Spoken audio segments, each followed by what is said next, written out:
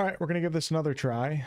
Unfortunately, that means I have to start over because the point of streaming on release night, for me, this game comes out tomorrow for most of you, is to have a video out there in the algorithm where people can check out, you know, like 4 hours of gameplay or something. And because my previous stream got canceled and basically ruined, I have to start over now. So with that said, I did some really quick creation, and we're going to kind of zip through it much quicker than I did the first time where I was talking about all sorts of things. So I only have one more character to create, and then we'll jump in. So we're going to do the halflings again.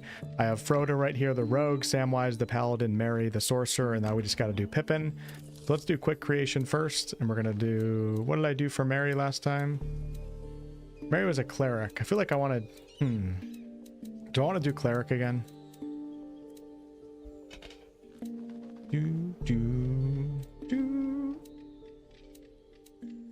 Or do I want to do wizard? We have a wizard and a sorcerer. That would be pretty cool, wouldn't it? Yeah, I'll do cleric again. Why not? We're going to do halfling. And for background, we need something with wisdom. Not going to worry too much about getting this right. Let's go into appearance. This is going to be Mary. Yeah, sorry about that, y'all. It sucks. I have two internets too, because the first internet was giving me so many problems. It's like through my apartment complex, I can't cancel it. And then I bought another internet on top of it, and now that one's giving me problems too. It's so annoying. All right, so Mary's gonna be the jester. We're gonna go with voice. We'll go with, this is the place I remember being here. Like that. Okay. We don't need any of that for body. Let's just make sure we're on the right one. Okay. And since new people are going to be tuning in, I did put out a review for early access on the channel earlier today. And tonight we're just going to be, you know, checking it out in its most purest form, but it comes out tomorrow, March 12th on PC. And then consoles will be here at 1.0 is the plan. Hey, Mad Rabbit, what's up? We already got new names in here because the notification system on YouTube is so wacky. All right. Nope, Mary, we're looking good. All right. Head preset. We got the right body type. Yep. Yeah, we're going to override. We're just going to kind of go with some random ones here. Something, nothing looks like Mary, but we're going to go with, no, that guy looks too, we'll go with that guy for Mary. Sure. That looks good. I like that skin preset. Eye color. Let's give Mary the lavender eyes. Yeah. Maybe give Mary some wrinkles. Freckles preset. Sure, we'll do that. We don't need any scars. No art. And then hair. What did I do for Mary's hair last time? Did I give him long hair? We already have one bald. Gotta represent half my audience out there, you know what I'm saying? I guess we'll do this one for Mary. Alright, eyebrow position. That looks fine. Hair tip and hair color. Let's give him a beard. Let's get a good old bushy beard up on here from my boy. Beard style. Here we go.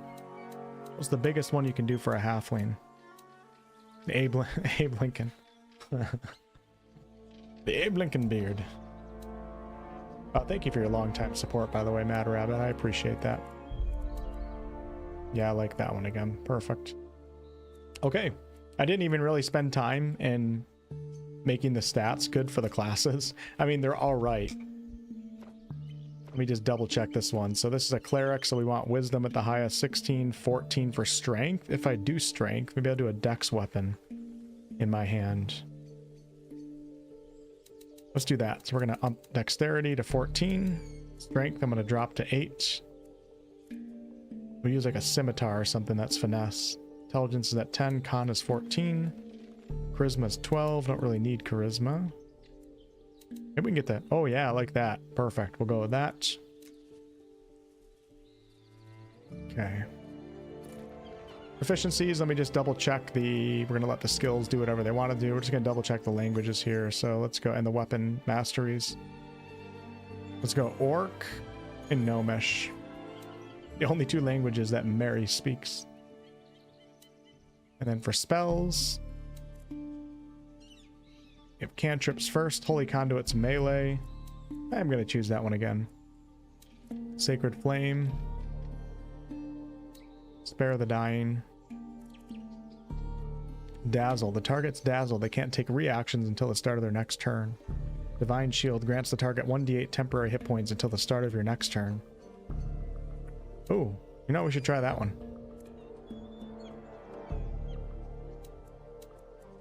Okay.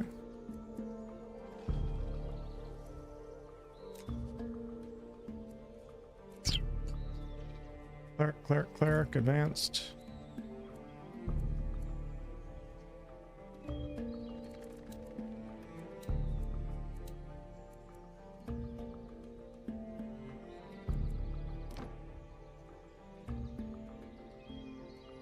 Let me just see what spells I have for the sorcerer, and we're going to go right into it. Edit. Advanced. Spells. Let's go with Firebolt. Chill Touch. Annoying Bees. Deals 1d4 piercing. The target also has disadvantage on concentration saves. That's kind of cool. We have a character concentrating on a spell. It's low level, so not a lot of concentration spells, but do Sorcerer's Burst again. And the light cantrip. I do want to try that Shadow Armor. I'm going to forget to cast it though. We also have Shadow Dagger too. Don't want Burning Hands. We want Magic Missile, and did Charm last time. It just sucks when you only have 2 spell slots to start and it fails. Let's go Charm and Sleep. I'll do those two.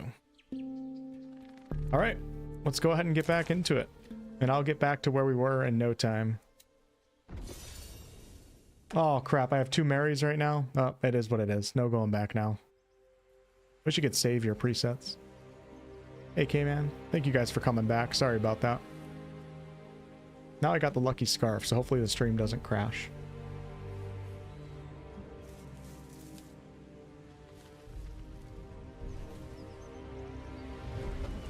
Oh god, I almost knocked my router off the table. That wouldn't have been a good start.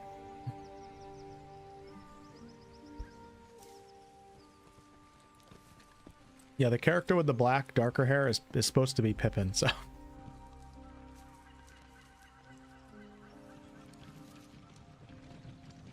Twitch chat, we working right now? Anybody listening? What are they doing? They're moving the statue to the city. They do it every year for the holy day of Caladar. Is this something to do with Marike? I told you to pay attention during religious studies. It is indeed the Redeeming Mother, cleansing the condemned before their execution. Even those who fail to redeem themselves in life are forgiven in death.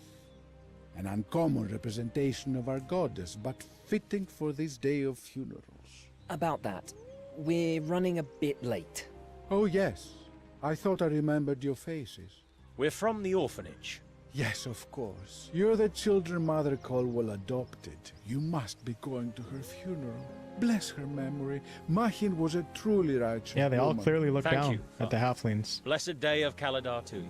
Marike smile upon you all, Caldwells. Mad Rabbit, thank you so much for the 5 gifted. Appreciate that.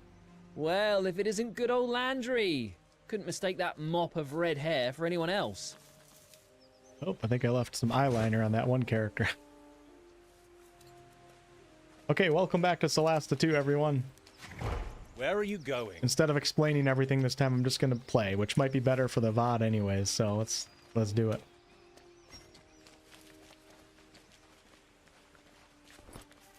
The first goddess.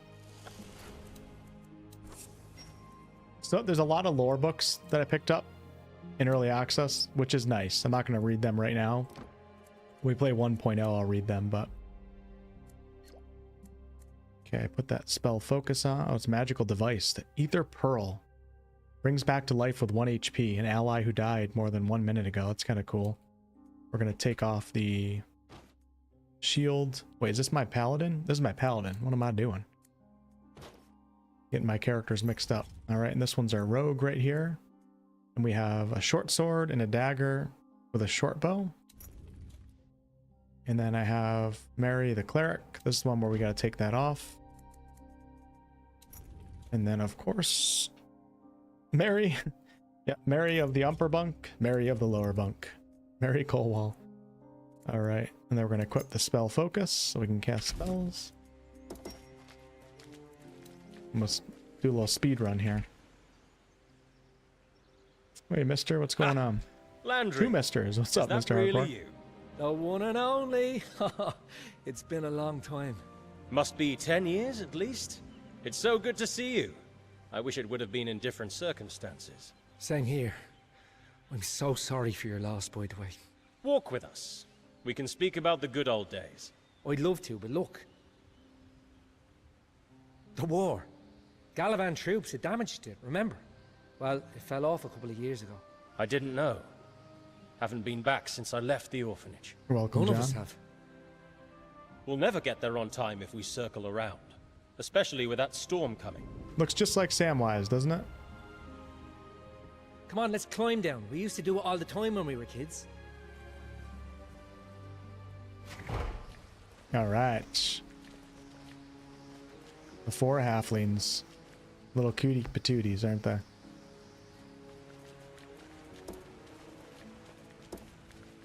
Mary Look, and everyone, Mary. here, we can crawl under this.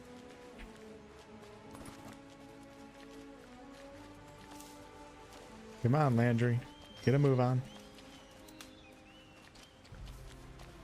Look at this little army crawl. I didn't sign with up for boot camp. this.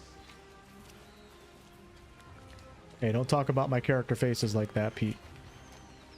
I'll send my halflings out to get you.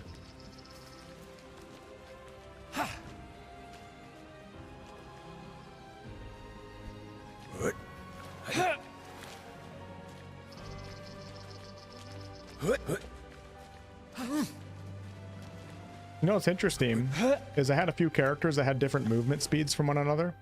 All the halflings have... Oh, this guy has 35. Hold on. So let's do a quick test here to show you the attention to detail that Tactical Adventures has here. What can I test? It's going to be kind of hard to test without like a long stretch of land. But what I noticed, I think I noticed, is that the characters with the faster movement speed actually move faster. I mean, duh, right? But typically that's just represented in combat, like in Baldur's Gate 3 it is. They actually move faster when running around the world too. So the character with 35 movement speed will have a quicker pace. Of course, when you're leading with a character, they all match up with that one, but I think they actually move different paces from each other, because I had a character that had 40 at one point and I was looking at it on my first run. It would have been easier to bury Mother back in town. Marieke was a big part of her life. She would have wanted to be buried in the old temple. I hear Rickard is the temple's new solace. He's gonna say mass at your mother's funeral. I guess that's why he called for us. It must be tough for him.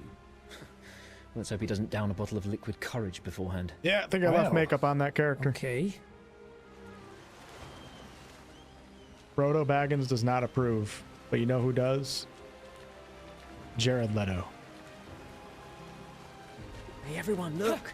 The monster's cave! Do you remember how Mother got mad every time we went down there? Oh, I remember. All the tutorials are popping up. Alright, where's my sorcerer? God, I love it. I just love that so much. Yeah, they definitely don't have to crawl under this, but okay, fair enough. You know, they're doing it to make themselves, you know, let them do what they got to do to make themselves feel better about themselves. They're a little insecure about their size, so.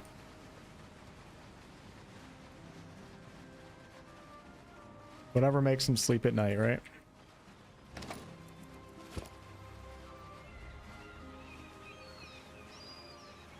No, I don't mind playing through early access once or twice and then waiting for full release. The saves will probably not carry over. This is a different game than what we're going to get at 1.0. Like, there's a lot of missing features like crafting and stuff in early access right now.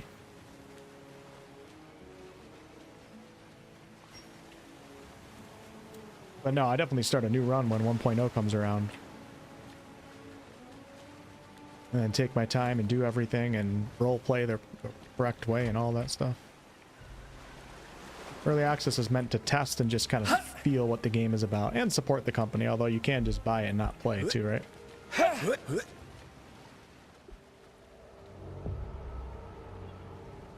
Don't think you can edit the appearances later. At least in early access, it doesn't seem like you can. What are those things? Well, they don't look like crabs. Never seen anything like them. Best to be cautious. If we stay low, we might get past without being seen.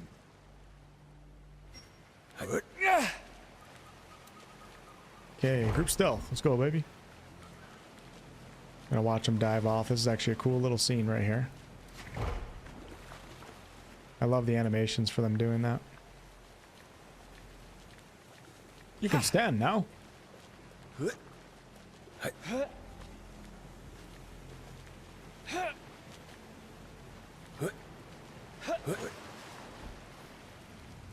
Yes, just like BG3 Alpha, I think they're going to release a few things throughout early access.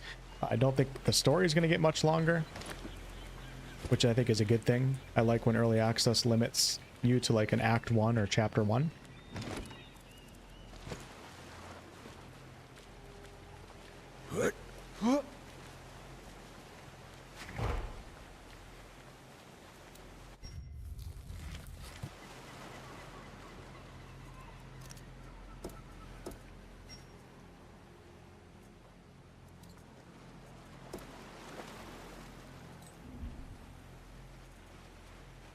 Shit, here they come. Not moving fast enough.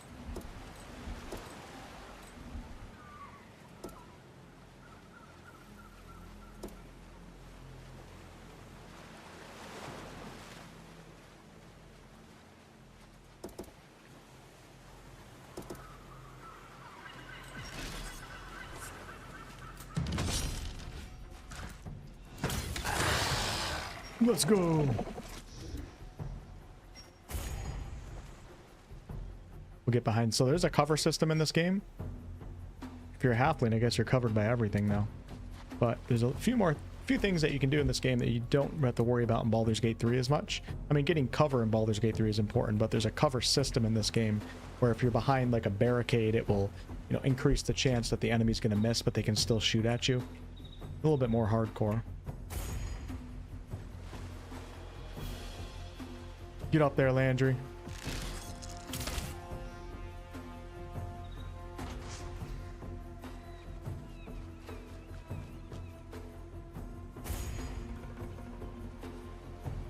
I don't even know what's going on. Alright, let's go ahead and we're gonna go with a dash right now and just get right up and close. Super easy to dash, just double click outside of the movement. Oh yeah, turn off karmic dice, good thinking. So it does set it on automatically. So it's right here for those of you guys that are wondering where it's at, under the gameplay tab. And everything else is good. We're playing on authentic mode, which is the highest difficulty you can play on currently. All those are fine. Interface, dice, we're doing good. All right. And this is Mary, who is, I have two Marys, so it's gonna be very, very confusing. We'll go ahead and dash up here. We're still technically hidden, so if we were like a rogue or something, you know, we could get off sneak attack and stuff like that, but I'm sure this enemy is gonna turn around and see us. Karmic dice gives you less of a chance of like rolling multiple critical failures in a row. I like to have it off and just you play the dice as is, the D&D way. But if you're somebody that gets really pissed off having like, you know, if you rolled like 3 times in a row and they're all failures, especially if they're all ones, it makes it less likely that's going to happen to you. It's not really cheating. I don't know if they have a bell curve to where they go on both sides of it, where like you're less likely to fail as many times in a row, but you're also less likely to succeed as many times in a row. I'm not sure how it works in this game, but it's something like that. All right, let's go ahead and do, we should sleep these guys. Nah, I'm just gonna kill them. Hey, I'm gonna sleep one of them. I can sleep them both, actually. Cool. Now I gotta wait forever for my other teammates to get around. Battle definitely played out differently. All right, let's go ahead and do an attack on the guy closest. Beautiful. We have for bonus actions. Oh, there's a guy down here. I didn't notice that.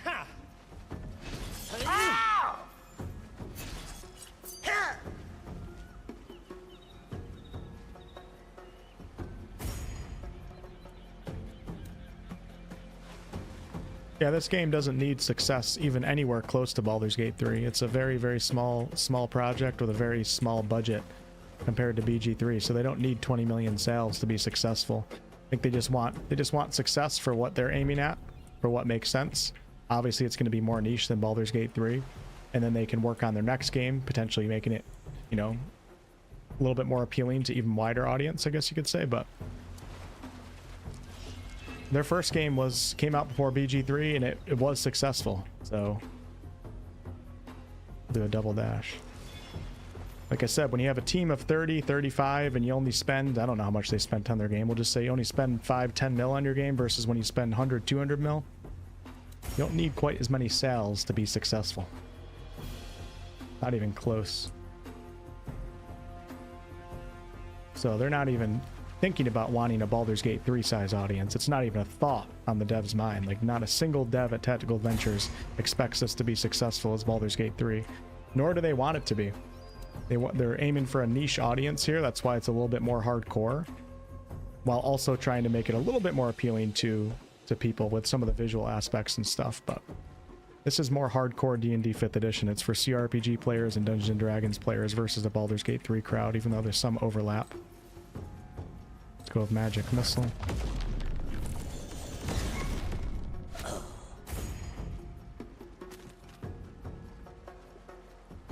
And what do we got? One guy down here, so let's move to the edge. We're gonna take a shot. See ya. All right. Let's get everybody together, do some looting. I'm gonna be back to where I left off, kinda, getting close. I'm gonna let the cutscenes play out though, because a lot of people will be watching the video after the stream is over that weren't here for the first stream, so.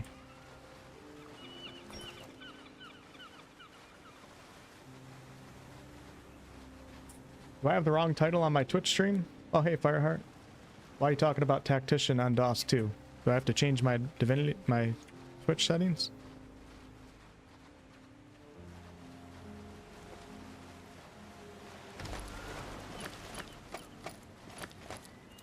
Actually, the devs at Tactical Adventures like sometimes get worried about people comparing it to Baldur's Gate 3. I've heard them say it in their community updates. They're like, no, I mean, like, they're happy when people say like things that remind them of BG3, but they don't want people's expectations to be like that. Okay, let's go ahead and disarm. But this is a major improvement from the first game, which is really the goal.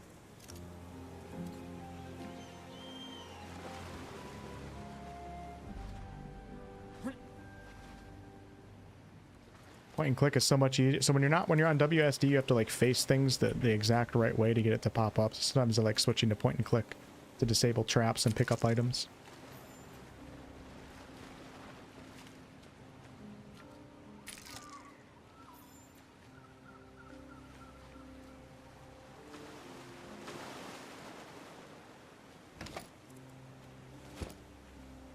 Okay, thanks, Vinkus.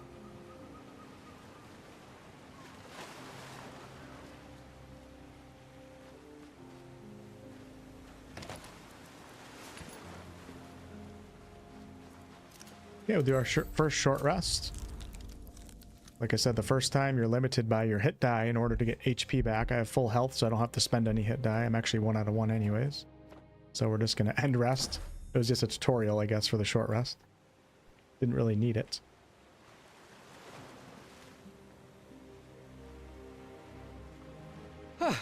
I feel better now. Hey there. You alright? Okay, family roles. So this plays on top of your personality choice. Let's go ahead. We're going to make... Who's going to be the golden kid? Mary. I still can't believe Mary we're number going 1. to bury Mum. Mum? I know Martin adopted you, but I didn't realise you were so close. The scapegoat is going to be Frodo. Oh, they were always Marhin's big baby. Go figure. It's true. We had a special bond. Well, in your own way, you were special too. You were the one who always got punished. The top student is going to have to be Mary. You were definitely looking for it. And you were always the swotty teacher's pet, weren't you? This is emo You still Frodo. are. Guys, come on. It might be a day to remember old times, but don't dig up old quarrels. We know where this goes. Oh, and I suppose that's going to be my fault. You really haven't changed that much. All right, everyone, listen up. The funeral is at midnight, and we still have to climb that cliff. Yes, sir. Diorcus. Hey, isn't that 𝑑𝑒? It looks like it. What's she doing? What do you think, dummy? We're burying Mother. Like you, she's grieving. Okay, enough. Let's go. It's time. Get that chest. What chest are you talking about? Let's see. And if I want to walk past it, I'm going to walk past it, and you're not going to do shit about it. How about that? I don't see a chest, though. I see this. I see that. See a dead body.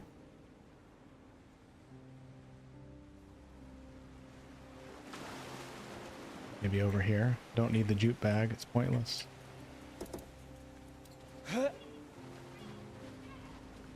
Okay, let's go. Cross the water. Oh, I see what you're saying. Alright, I'll get it. Even though you pissed me off. You're right, it does look pretty appealing. I gotta give it to you. It's a chest across the water. It's lit up like that. If there's... Well, we're gonna see what's in this chest. If it's... Alright, here's the deal. Okay? Evil Kinnikin is getting temporarily banned for 2 days on the channel if this chest doesn't contain something that I use within the next hour. Okay, here we go. We're gonna use my rogue to disarm it, even though I don't know what my proficiencies are. Hey Hem, what's up, man? Enjoying it so far, yeah. Just the start of early access, so the game has a long way to go, but having a good time. Good to see you, man. Alright, is Evil Kinnikin gonna get... You know what? Permabanned from the channel. Permabanned. Alright, there's a health potion in here, 125 in the Impossible Alliance. Alright, you're not getting permabanned. Health potions are great.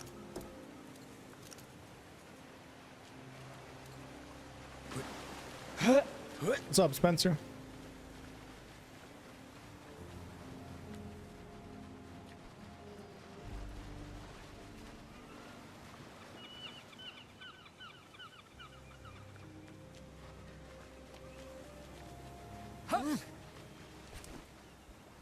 You gotta remember, when I miss things like that, I mean, sometimes I roll low on perception too, but I am live streaming. So while you're on the screen, when you're looking at my screen, you see something, like I'm moving after the battle and like looking at the chat and talking to people, so I miss things pretty easily. It's usually not a big deal though. I don't really care if I miss things, especially in early access.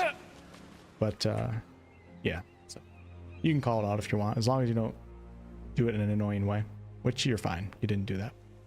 I was just giving you shit. 𝑑𝑒, it's been a while. 4 little troublemakers. Like old times. You haven't changed a bit. Oh, Landry. Hiya, Dee. Is this a party or a funeral? Ricard sent us a message. Yes, he sent me one too. He said you didn't answer. He was worried. Oh, really? How interesting. We had to come and pay our respects. You don't need an excuse. She adopted you. You're her children as much as I am. It's probably time to go. Don't you think? Give me a moment. I'll join you there. 𝑑𝑒, the Orca. The killer whale. Why is the game so dark this time? Is it a different time of day or something? Things look different on this run. Guess I changed some of the settings by accident.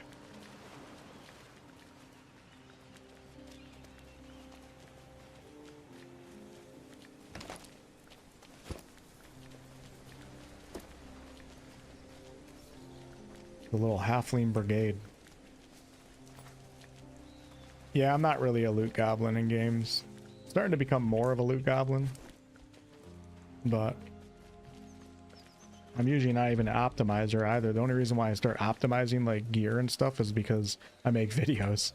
But like naturally, I don't usually ever care about that stuff. I think I played through most of 𝑐LEAR with like the worst build you could ever do, but because you can parry and have your coordination take you through that game, I made it all the way to Act 3. Alright, let's go ahead and not sell equipment that I have on my character this time. We're going to sell the bucket, fishnet, those. I'll hang on to those. We'll sell that.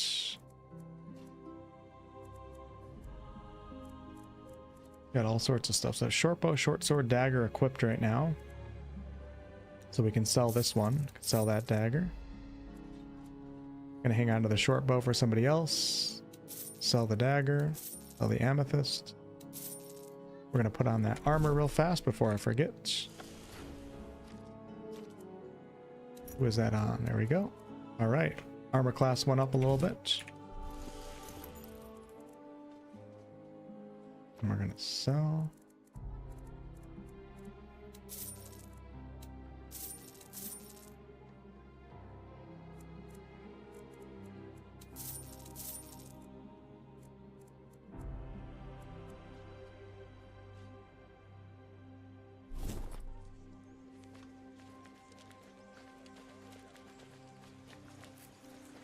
And here we go.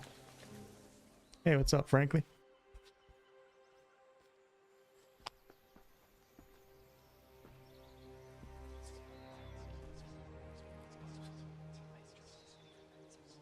We're about 10 minutes from where the stream crashed right now. Yeah, Solasta definitely did fly better than BG3. I don't know if Larian was limited by their engine or what. My guess is the next Divinity game won't be limited by that, though. What's up, Joey? Mahin Kolwal, our orphanage mother. Rickard.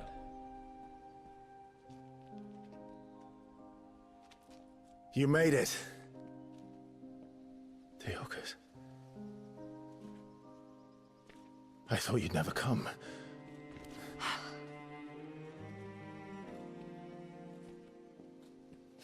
What happened?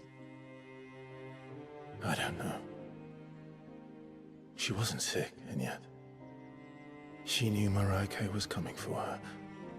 It doesn't make any sense. She left this. For you. Look at the mark on her forearm. Take note of that. D. It's Caladar. Time to honor Mother. We'll talk later. It doesn't make any sense.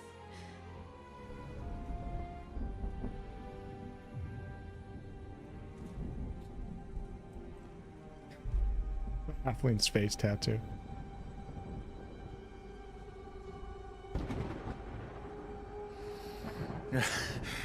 Thank you for coming.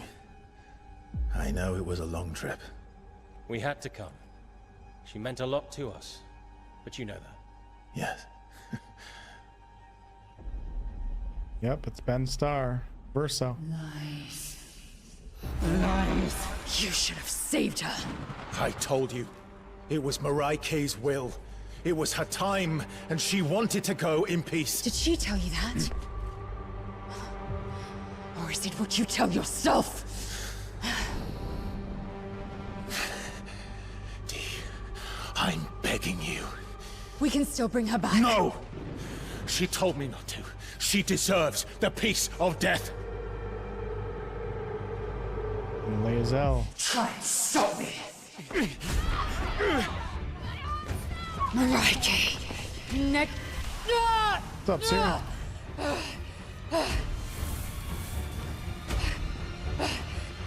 Try!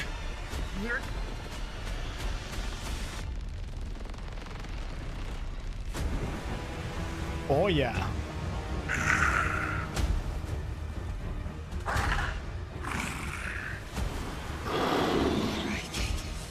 Necro. Fury. Mareike. Fury! Fury!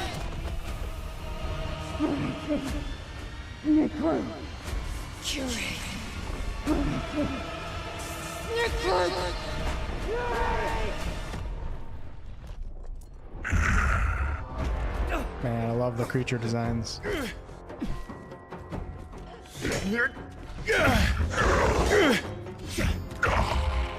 a couple cool creatures in this game.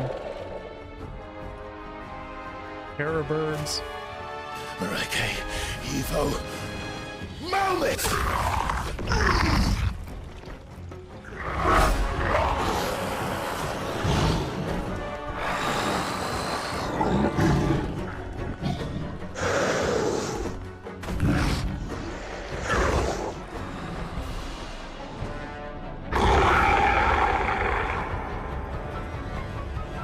Game comes out in early access tomorrow. I forget what time, but for PC, consoles are gonna have to wait till 1.0, I believe.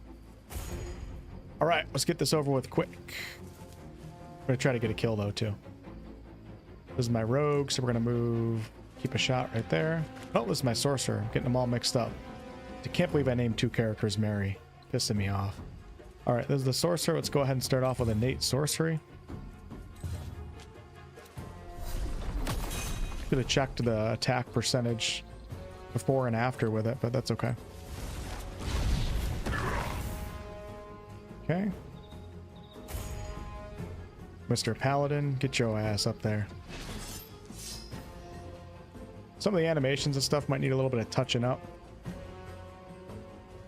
But hey, it's the start of early access, you know? Pretty good for that.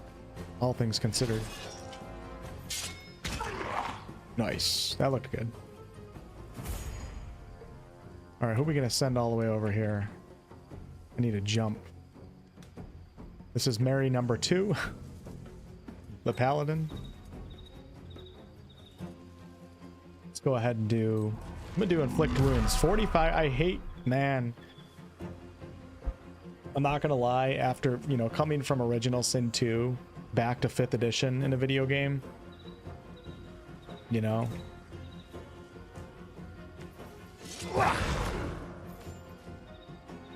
Got it. Damn, that was powerful. Like, a lot of people would always tell me I like Divinity's combat system better than Baldur's Gate 3. And I would always say, I don't know how I feel about that. I always felt like I like them both in their own way. But coming from Divinity directly to 5e, it's such like a slap in the face in terms of pacing, the amount of attacks that you have, the spell slots. When you're out of spell slots, you can't do nothing. I'm actually pretty happy that Larian, you know, is not doing D&D for the next game, even though I very much, of course, enjoy this game and Baldur's Gate 3. All right, should we kill and then move?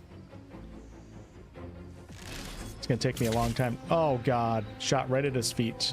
All right, is that an opportunity attack? It's not. So let's move to right here. Little halfling slipped down right through there. What's up, Mike? Hey, Zero.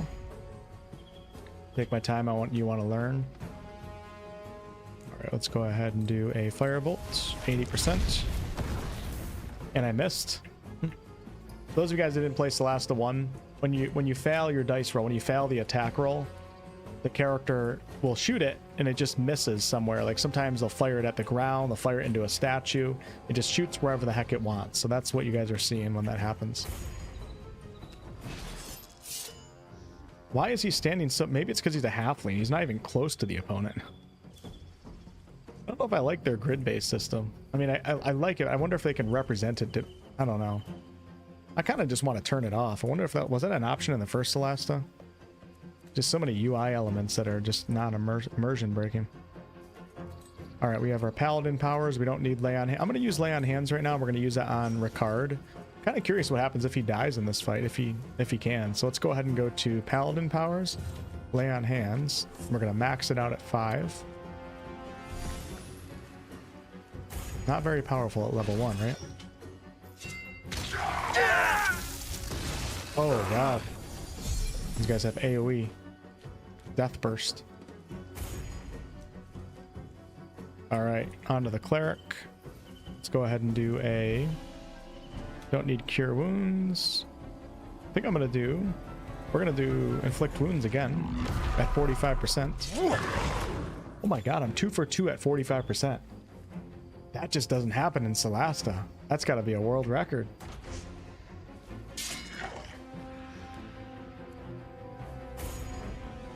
Alright. You're gonna come all the way over here, my friend. I love an all halfling party. I would have done dwarves. I just don't really like how the dwarves look. So the halfling, I like. The halflings look not too bad.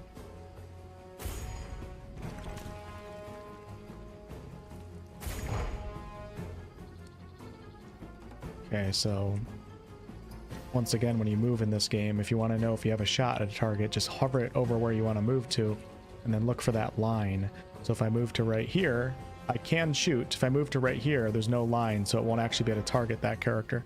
Now take note right here in front of this little log right here, you can see the shield sign. So that's telling me that I'll have half cover. So if this character were to shoot at me with a ranged weapon when I'm behind half cover, it would be less likely to actually land their attack, because I would have a little bit of a boost, a behind the scenes boost to my saves. Makes it harder for their attack rolls. I forget the calculation, but there's a lot of little things like that in Solasta. And we missed that one.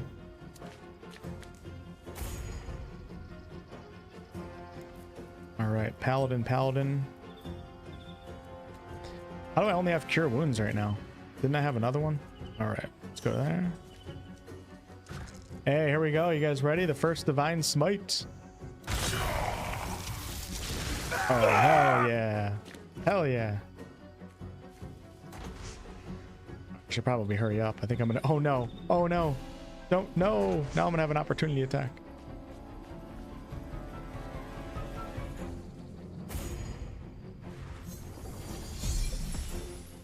Man, humans look so big compared to halflings.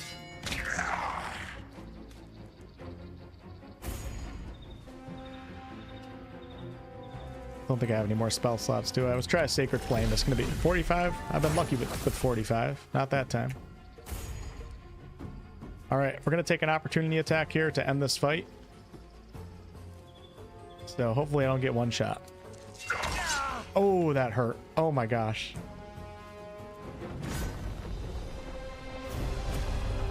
What's up, Javier? Yeah, magic's good, Sadrulop.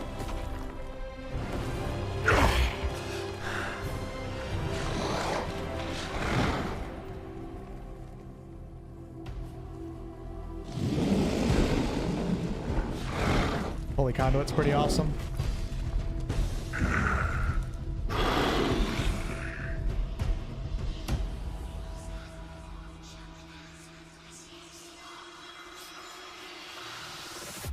Holy Mother.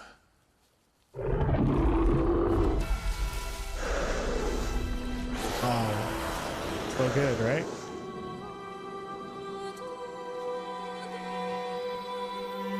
You guys think this is good too, right? It's not just me.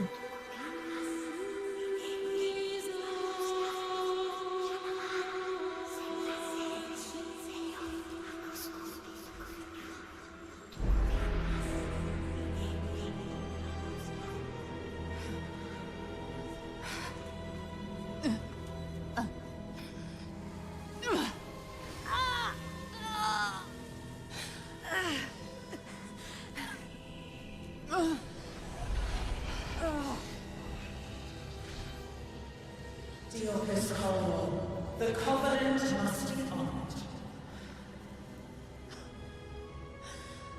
I tried. I did everything you asked of me.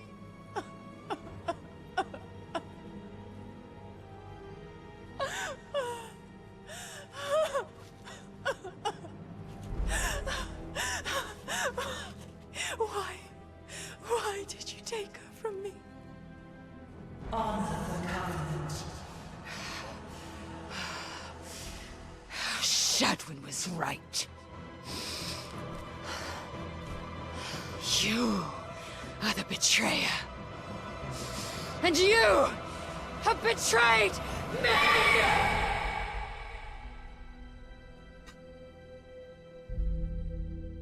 Ricard's crying.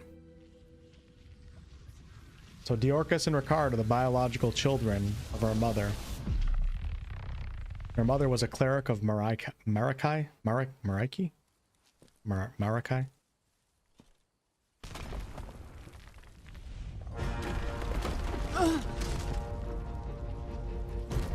Kind of sounds like Baldur's Gate 3 music a little bit, doesn't it? The combat music.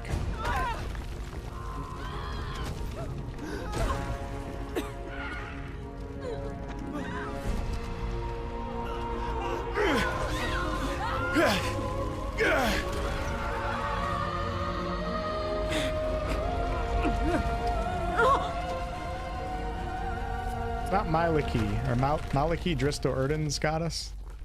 Not Forgotten Realms lore. This one is Marakai.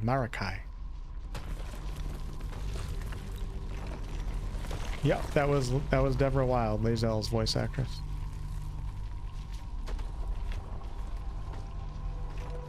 Ricard, no! Ricard, you dumbass. He's not the smartest. Oh, Holy Mother, Keeper of life and death, please, hear our prayer. Your devoted cleric seeks your mercy.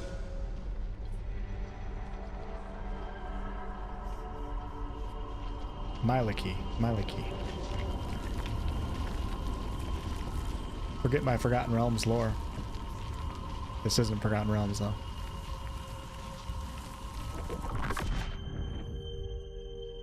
Why?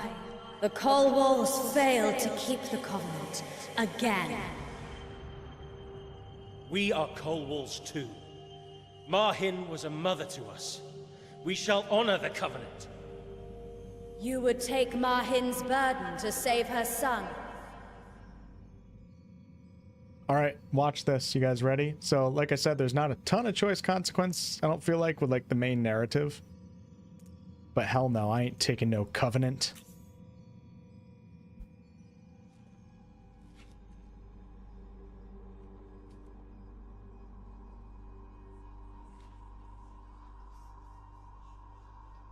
No. The cycle of life and death goes on. Well.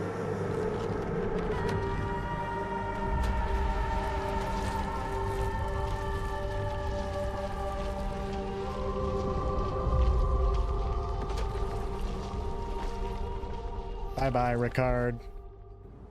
There you have it. Deathless Run is over. I like when games have stuff like that, even though it's not like real choice consequence, so to say.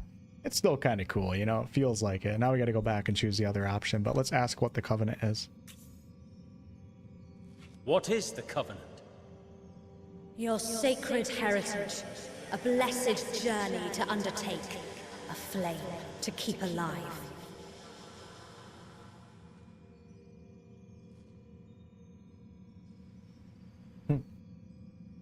Yes.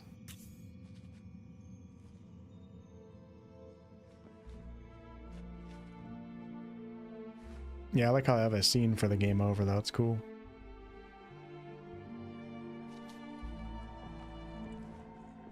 We will. So be it.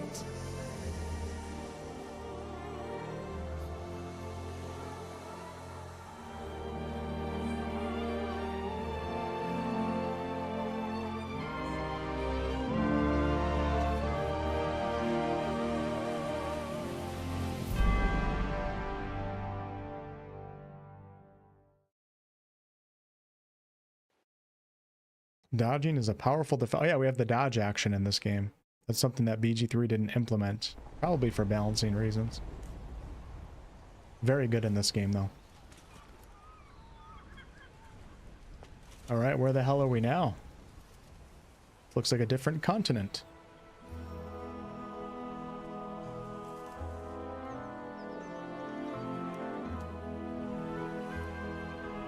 Arabian Nights. Where are we? Neokos. She sent me back. Where? Guy looks like Rick. somebody. Why? Ricardo. Why you did you die? have to take everything from me? Shadwin was right. It's all lies, deceit, all of it.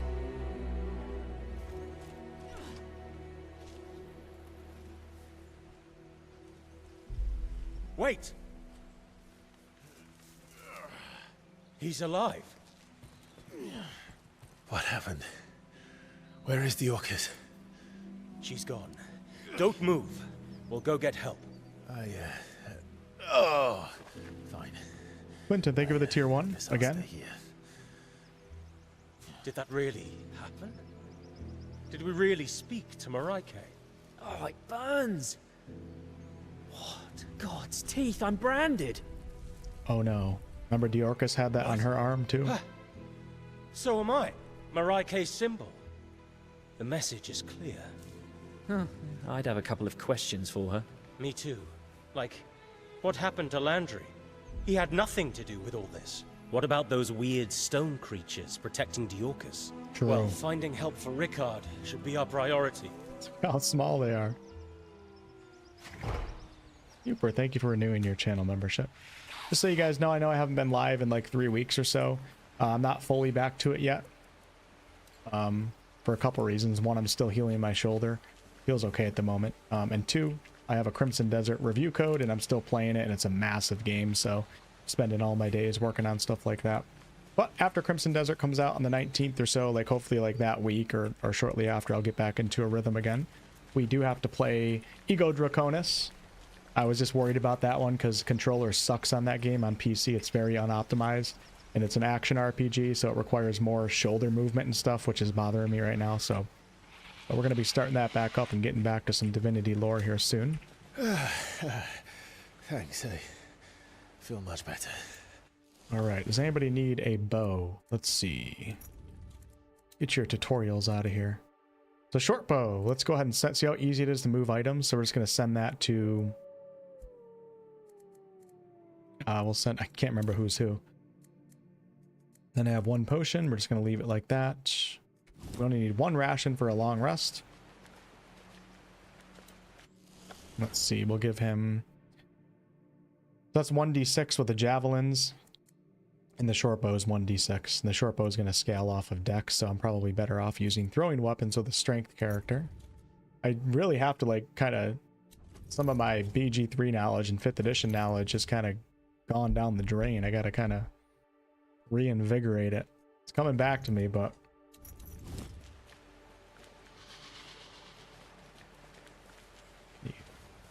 What are these? Oh, I can pray right here? Let's try it. Marai watches us. Ooh, look at that. Okay, so this is a new mechanic. Probably, I don't know if D&D 5.5 has this, but I think this is another thing that Wizards, if Wizards does have it, or Tactical Adventures, kind of took from Baldur's Gate 3 in a way, which is a good thing. They're all inspiring each other. So we do have an inspiration point system in this game, but it's different. I don't know if you can use it in dialogue. Let's find out. You can gain inspiration when performing an exceptional deed, finishing a quest, or succeeding on a difficult task. You can only have 1 at a time. You must spend it before you gain another. Humans gain heroic inspiration whenever they finish a long rest. When you fail an attack or saving throw, so yeah, these aren't actually used in dialogue. You can use an inspiration point to re-roll the die and use the new roll. You'll be prompted to spend your inspiration whenever you fail an attack roll or saving throw, unless you toggle off inspiration. It's like all these little things. I don't know if the updated rule set is better or not than the old one, but in terms of like being excited to experience some new mechanics, I think it's a good move here. So we have inspiration right here, and if I toggle it on whenever I fail a save or an attack roll, it'll prompt me with a question, and I can spend my inspiration point to give me a better chance. What's up, Justin? Good to see you. Thanks for the long time support. And Stone Spire, good to see you too. Thank you for the gifted. D&D has inspiration points. Oh, really? That's not a Larian? That wasn't like a homebrew thing from them? Over there. Stay behind me. All right, so this is a new mechanic for Solasta as well. So instead of just shooting into combat, we have we have an ambush mode here. So while in cautious mode, you can approach enemies while being undetected. Be careful not to get too close. Attacking unaware enemies. To start an ambush while in cautious mode, you can target one of the unaware enemies with the ambush free action. So that's the new thing in this game. Or with a ranged attack or spell. Maybe melee too. I don't know if you better move close enough. Unlike the ambush action, using an attack or spell will consume the attacking character's main action. However, it can allow them to deal damage immediately. So, perception check and surprise. Once an ambush is started, your party makes a stealth group check to determine the DC for the enemy's individual perception checks. Whenever an enemy fails their perception check, they are surprised. Surprised creatures have disadvantage on their initiative roll. Okay. So, like, it depends on the situation if you want to use ambush or go for a ranged attack. If you ambush successfully and you get everybody does good with their stealth checks, etc., you're going to have that surprised status. Well, if you try the ambush attack or just the regular attack, you could get damage right away. I don't know, something like that. All right. We're going to try ambush for this fight. Get everybody into stealth mode. I think we got a couple here. Oh, wow. Very close to that wisp right there. So let's go individual. I'm going to take my ranged Sork. You're going to go right here. Oh, are we glitching out right now? What's going on? Oh, there we go. You can go right there. And then we're going to take my rogue. You know, I'll put you right there too. And then my two melee guys. You know what? I think I'm going to fight actually right up here. I might actually end up in combat. I can't tell. Nope, still a little bit far away. We'll kind of protect the staircase here. Get a little... Oh, God, slow down. Almost got in trouble there. And let's go ahead and just click on ambush and see how this plays out. So ambush is right here. And I can just simply click it. Ambush, select hostile creatures. Target not sensed.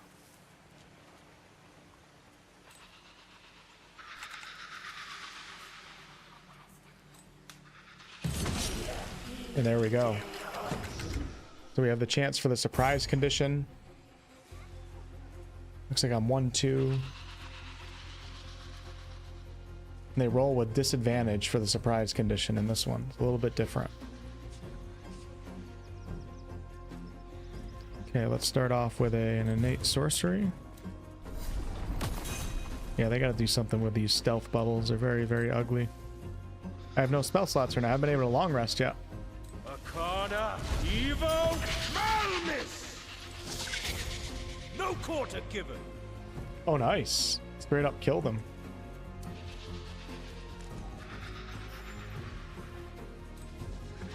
Oh yeah, we also have right here shove and also shove away. You can do knock shove, a knockdown, or a push away. Don't think the first Solasta had that. And then of course I have dash, disengage, and dodge. So I'm going to use dodge right now because anybody that played BG3 wouldn't be familiar with this, or anybody that doesn't know D&D and only played BG3. So when you have nothing really to do on your turn, instead of just wasting your turn, you can go into a dodge status, and then when enemies attack you, they're going to have disadvantage on their attack rolls, so you're much more likely to dodge incoming damage. So it's kind of like a, not really tank because you're not absorbing damage, but in a way, like you kind of like become a damage absorber, or dodger in this case, for an entire round of combat.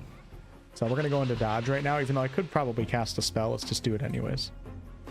Spend a main action so the enemies will have disadvantage when attacking you until the start of your next turn. Very, very powerful in this game.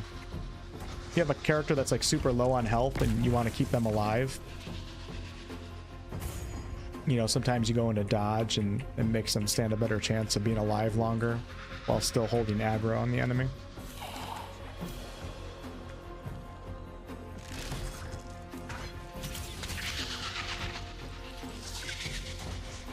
If I was being careful, I would have went back behind cover, but it's gonna get out of hide here. Let's go ahead and whack this guy. Well, divine smite. Yeah, some of the creature designs are actually really good. So look at the dryads right here. They look really cool, don't they?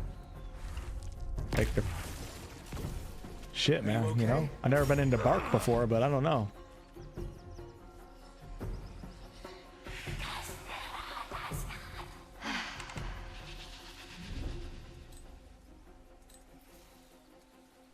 Chill Touch is melee. Let's go with it. We have Light and then Sorceress Burst. We'll do Sorceress Burst. I don't know what the weakness is here, but let's do Cold on the Wisp. Oh, I missed. What? Okay, now we're gonna do a Paladin spell. Oh, I didn't get the heroic one. Crap. We have Sacred Flame, Spare the Dying, and Divine Shield. I'm gonna use this. We're gonna give 8 temporary hit points. That's pretty cool. It only lasts for 1 round. It's a cantrip. We should keep Samwise alive though. I like that. That's pretty cool. Never heard of that before. What's up, Dr. Sessington? Heroic inspirations in 5.5. Keep a lookout in open world maps for campfires. Yeah, I've already played through this. I put out already a full review on early access, so you are correct. Okay, let's do a regular attack here.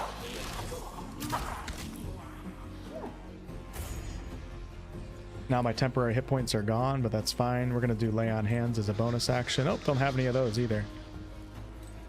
Don't have any spells to cast. All right, I'm gonna move. Actually, got to be a little bit careful here. I'm gonna move up here, and I'm gonna go into dodge because he's so low. Now, with that said, actually, I could take a health potion. So it's way more forgiving in this game. So in Solasta 1, you couldn't do this. I don't know if they plan on keeping it like this. But my character doesn't have a health... Oh, he does have a health potion. If I didn't have a health potion on this character, though, you can just simply go in somebody else's inventory and drag and drop it. First game was a lot more strict with that. So where does this health potion show up? Right here. There we go.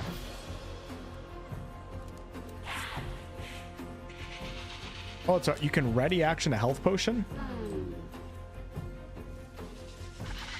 Hold on. Wow. And we have use device, lantern, the pearl. Let's go into the inventory, right click on it, use. Hold on, now let me take it out of the slot. I'm kind of curious what happens here. Let's take it and just put it into our inventory.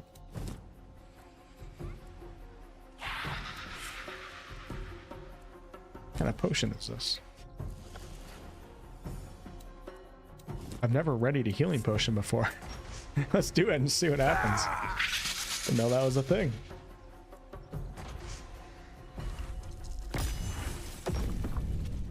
Don't let me down. All right, I have a character dying right now. It's a lot more strict in this game. So here we go. 2 death saving throws have already been failed right now. Oh crap! See, I don't have a res scroll right now, so this would be game over if I don't find a way to stabilize him. He's currently prone, incapacitated, and also, yeah, prone and incapacitated. So 1 more fail of a death save, and this guy is going to be out for, I think, 10, and maybe it might be 10 rounds, which would equate to, I don't know what the real time would be. We'll just say like a minute of real time. If I don't find a way to get him back up, he dies for good and it's game over because I don't have a red scroll. So I do have Spare the Dying with my Cleric.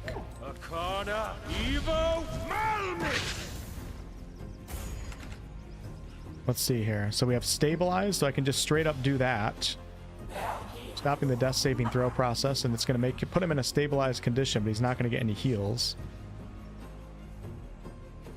But then we also have Spare the Dying. Stabilize a dying target. So I wonder what the difference is between that and then Stabilize. You must succeed on a DC 10 Wisdom Medicine check. So if you do Stabilize the cantrip or Spare the Dying, you don't have to. Alright, so he's no longer incapacitated, not doing death saves anymore. Still incapacitated, looks like. But it's stabilized.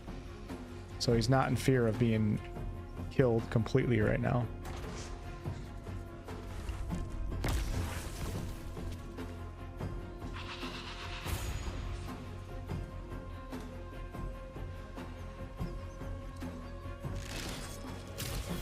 God, dude, I'm missing so many attacks. It's crazy.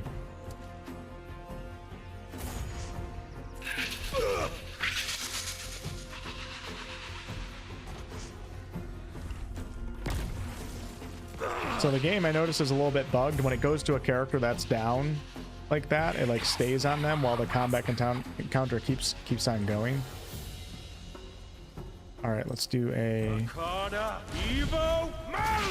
Thank you. Thank you, thank you, thank you.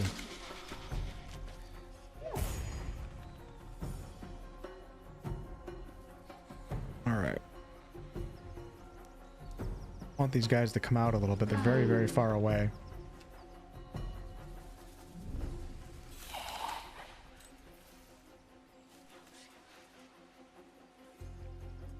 Kind of curious what happens with that Spare the Dying. And we got knock prone. All right, let's go ahead and get... Should I get close? Nobody can see anybody here. It's a little bit scary. I'm gonna move to right here. You go to the tutorial. This is one thing I didn't do when I played the first time, really. Let's see.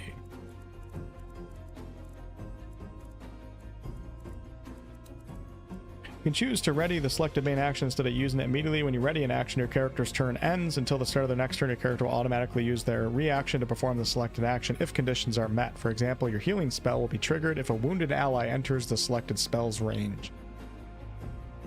So me readying up that health potion would have made it to where if a wounded character came near my character, he would have used it as a reaction.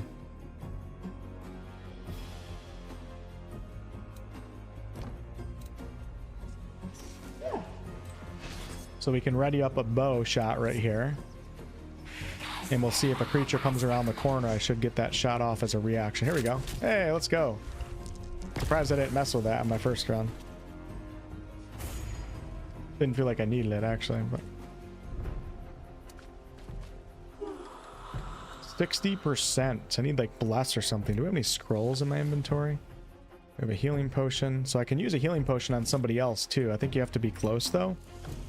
If we click use... Oh, no. Yeah, I can. He's got to be a little bit closer. God, man. Missing everything.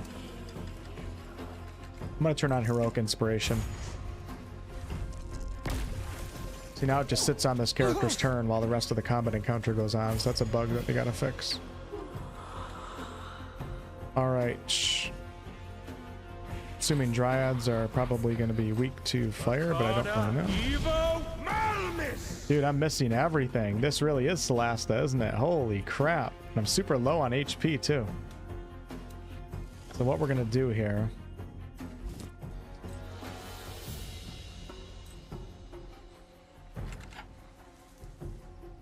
Use it on myself. Only have, man, early level D&D is always the hardest because you don't have like any cool things to do. You have horrible HP. I'm still level 1 right now.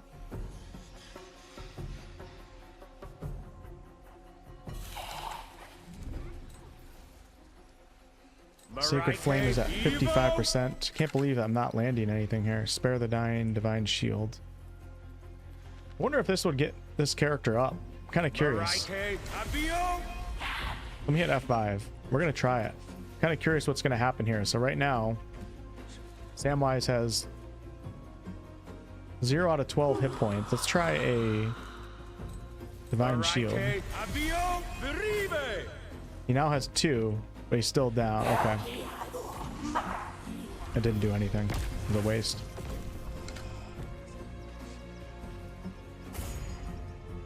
Straight up, this might be a straight up TPK. I'm not even lying. I just whizzed through this fight on my first run. I didn't even think of it as it was gonna be like a challenge. Now I'm in big trouble.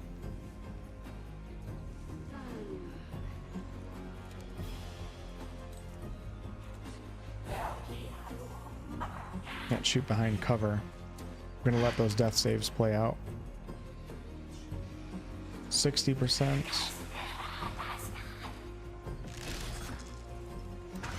So there's an example of Heroic Inspiration right there. I missed my attack roll, and then I got to roll and ended up getting a hit.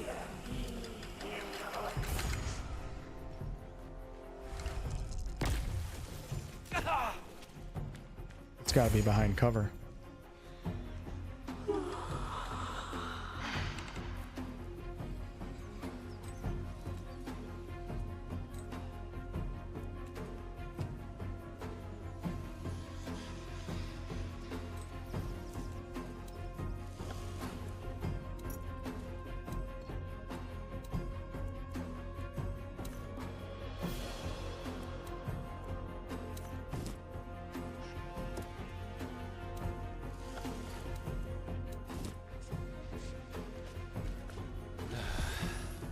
Thanks.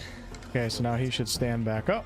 So I've never used Spare the Dying before. I guess you just sit there incapacitated, but you can't actually die.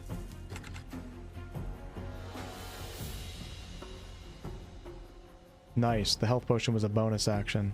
So that's different in this game. I don't think in Solasta 2 you could give potions to other characters. Like, you use it yourself, but you give it to them for the heal. I don't think that was a thing in the first Solasta. And in BG3 you can't even do that. You can throw it at people, but you can't click on the potion and, like, then click on the other person.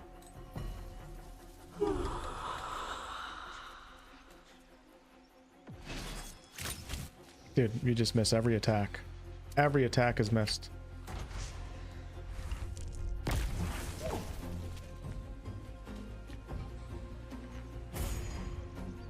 Okay, come on, brother. 60% chance. Damn, I can't see anybody from right here. Really set up bad for this fight now, didn't I? Holy crap. Nope, doesn't look like I can get a shot off from anywhere.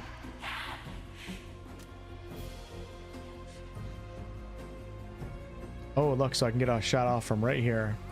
We're gonna move to right here, and I got cover too.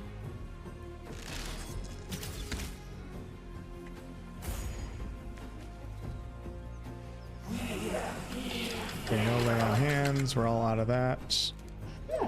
We got no spells, nothing. All right, what I'm gonna do is I'm gonna ready a javelin throw. I gotta get these guys to come a little bit closer. So I'm gonna move to over here. And then we're gonna javelin. And I'm gonna ready that bad boy.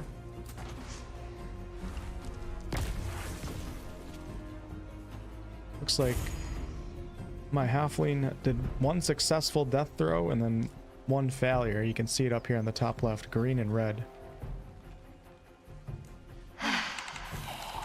I gotta kill these damn things, man.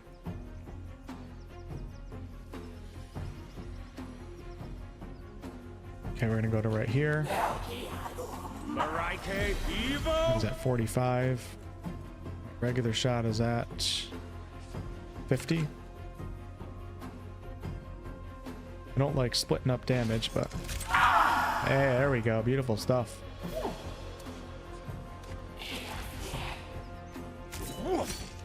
Oh, there was the ready action. I like how it just happens. Stay alive, brother. Stay alive. I can't afford any more deaths, so this is over. 58% chance. Just so bad. I think I'm a little bit too far for the weapon that I'm using. So right now I have on a short bow. The range isn't as good. Let's try something. So it's 58 from up here. Let's go down to here. Now we're at 60. And I still shot it at the ground. All right. This is definitely Solasta, that's for sure. There is no mistake in that. This is like when I played Solasta 1 with my party. Dodge, dip, duck, and dive. They weren't exactly the most athletic party around. All right, Samwise. Let's get up there and do some paladin shit. And we missed. Okay.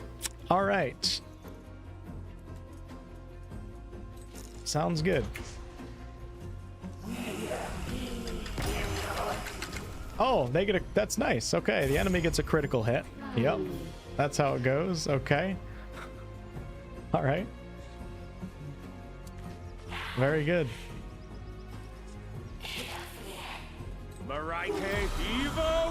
Try and Sacred Flame. And that's a miss.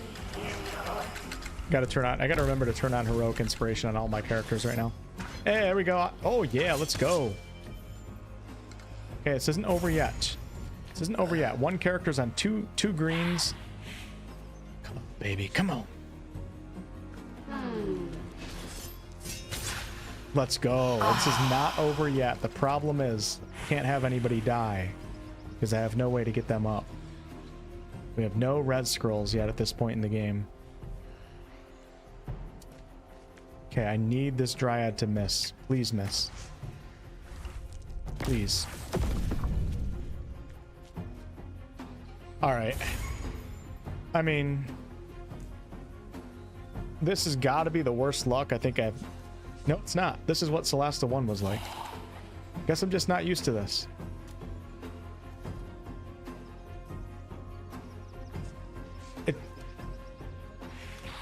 So what's going to happen here?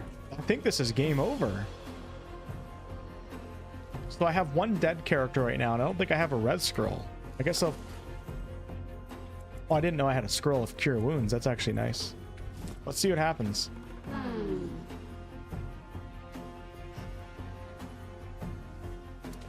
I'm going to move to right here, and we're going to ready up.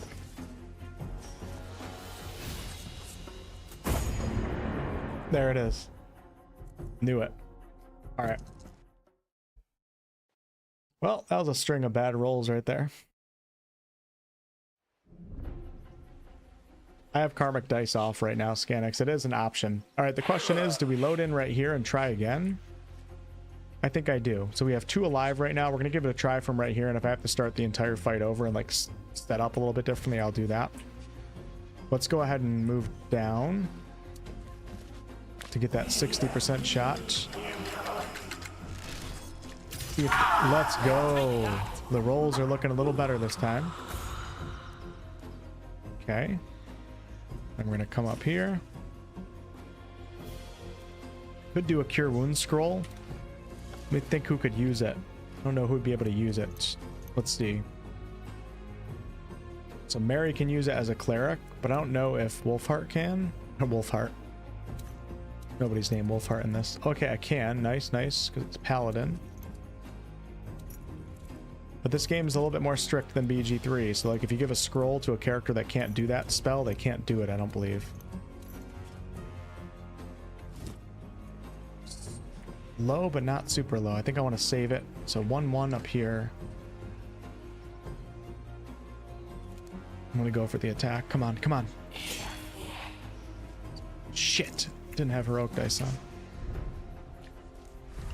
Last time this was... Okay, alright. They didn't get a critical hit this time. That's good. Not over yet, folks. It is not over yet. Let's go.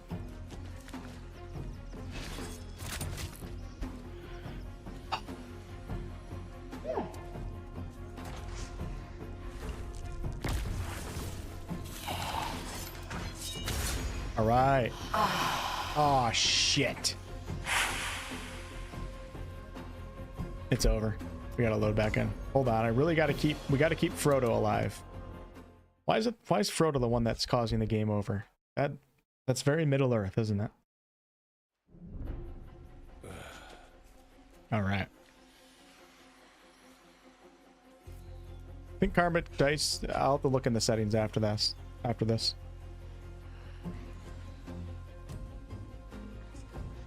Alright, we got to keep Frodo alive this time. So where's Frodo? Frodo is... He's up here. He's got 1 out of 10 right now. So I think I'm going to... Instead of going down for a 2% increase, we're going to stay up top here.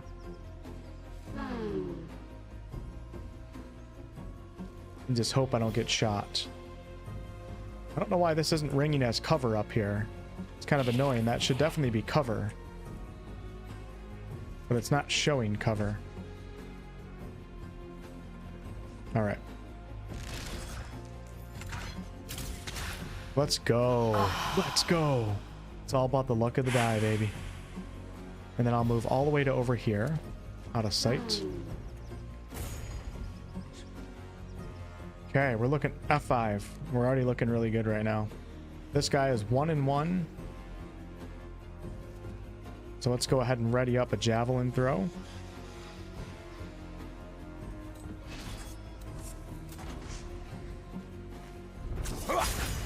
Death reaches. See how... It looks like we're not welcome. What a difference They're in fake. dice rolls. I guess we're trespassing in their territory. Maybe. Let's just stay alert. Did you see that? What? Some kind of giant bird? Stay alert, everyone. Okay.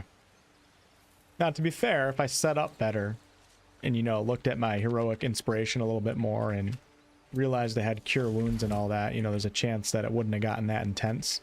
But it's kind of crazy, you know, coming to Solasta, even from BG3, which is a 5th edition game. I feel like in BG3, even if I roll horrible, like I pretty much always win. In this game, no. I think it's because BG3 gives you more agency to use the environment and do all sorts of crazy stuff. In this game, it doesn't really have it. More like straight up dice versus dice. But it can be punishing. I like it though. It's different. It's fun. Combat feels pretty good. It feels just like the first game for the most part. And there's a few things that need to be touched up, like animation, some of the visuals of the combat, but overall it feels pretty good. We're going to go ahead and pop a short rest.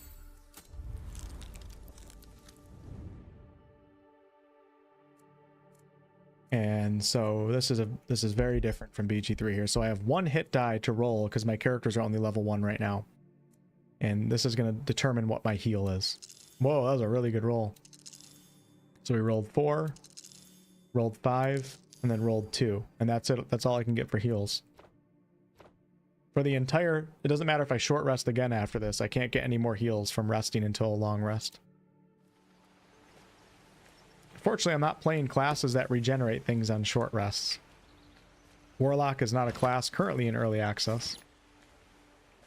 Wish I was playing fighter with action surge, but I don't have a fighter in my group, so...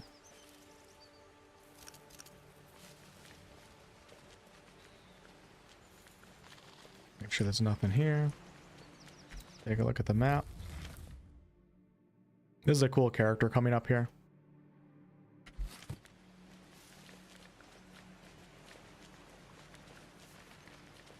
This is actually a cool part of the game right here. Look at this.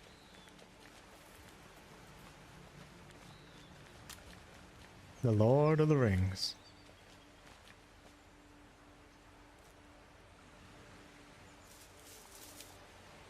Frodo Baggins. Merry. Samwise Gamgee.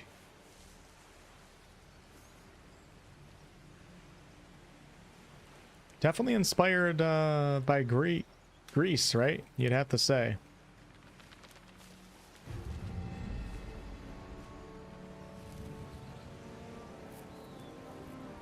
Stay in the light. You get 1 HP after combat ends if stabilized. Okay, so that's how it works. Good to know, thank you.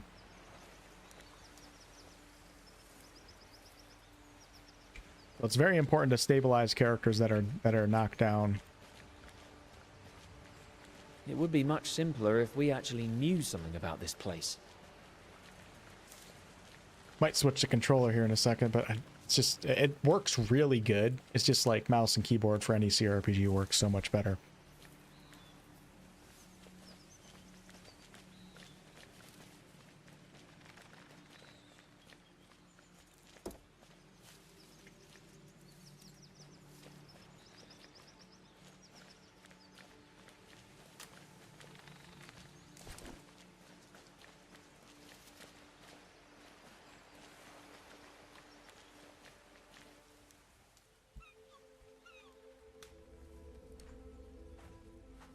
Well, well, well. And just exactly how did you get here? You wouldn't believe us if we told you. Huh. Perhaps not.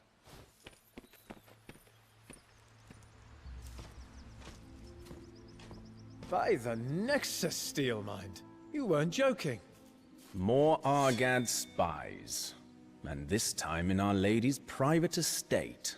Lucky for us, her little bird spotted them. It seems our feathered friend has her uses after all. I want to know how they got past our security. You mean you Max didn't settings. ask them? Apparently, I wouldn't believe it. Look, we're really sorry if we're trespassing.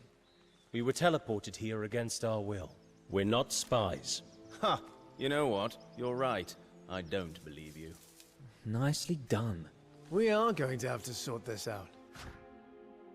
Personalities. When dialogue options are available, they are assigned based on each character personality. But right now, drop your weapons and show your hands. So I can't remember what I chose for all the characters, but for example, Mary number 2 in my group is a jester. And Mary doesn't get to respond here for some reason. It's only 3 of them. So there's no jester response. So we have one character says, we have some questions. Our brother is wounded. Fine, we surrender. All right, let's go with... We have some questions. We need to ask a few questions first. Not going to like that. Did you hear that, my lord Steelmind? The trespassers want to know if we can answer a few questions. Strangers, this is your final warning. Drop your weapons now, or we will use force. What is it to be? Choose wisely.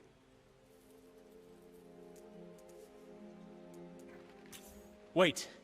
You have to help us. Our brother's over there bleeding to death. A fifth one. This is an outrageous breach. We need to sweep the entire area. Look, it's just one man. He's gravely wounded. If you're telling the truth, then nothing bad will happen. But if you decide we aren't? Just do as you're told and drop your weapons. These two elves look really masculine. So, like, you might be able to create them in the character creator, but if you can, it's like really hard, or it's not, it should be way quicker to get to a face like that. Some people tried responding to me. Like, I'm not advocating for Tactical Adventures to take anything away that's already in there. I don't care what type of character anybody else creates. I just want to be able to create my characters, and I tend to do a lot of masculine characters. Not all of them, but one or two in my group usually. And some people responded to me by saying, you showed the elf. Elves are never masculine anyways. And I'm thinking in my head, elves can absolutely be masculine. Like, they might have some feminine qualities, but like generally speaking, like you can tell right away that these two elves are straight up men. There's like no question about it. And that's all I was asking for, is I want options like that that are a lot easier to arrive at than having to go through like 8 different heads and move things around, which I don't even know if you can get to that even with that. But elves are more feminine typically than a human or something like that. But like you can still be super masculine as an elf too. Like you might not be a bodybuilder, but these faces right here are very, very masculine. It doesn't matter if you put long hair on these guys, if you put pigtails, whatever you put on these two characters, there is no question whatsoever that these are two masculine characters. And that's what I'm advocating for in the character creator. Not to take anything away, leave it all as it is, just give us some more and make it easier to arrive at it. And if I didn't get there, then, and it does exist, then that also could be a potential problem too. Like, why was it so hard for me to figure that out? It shouldn't be that hard. If you insist, but we've done nothing wrong. You can discuss that with your Argad friend in a cell. You're making a mistake. That's what they all say. Magic will reveal if you're telling the truth. If not, you'll hang with the other one. And if we're innocent? Well, then you really do have an interesting story to tell. Chat elves. One perhaps even the Lady Anabasia might want to hear. But don't get your hopes too high. Throw them in the cell next to Yorka.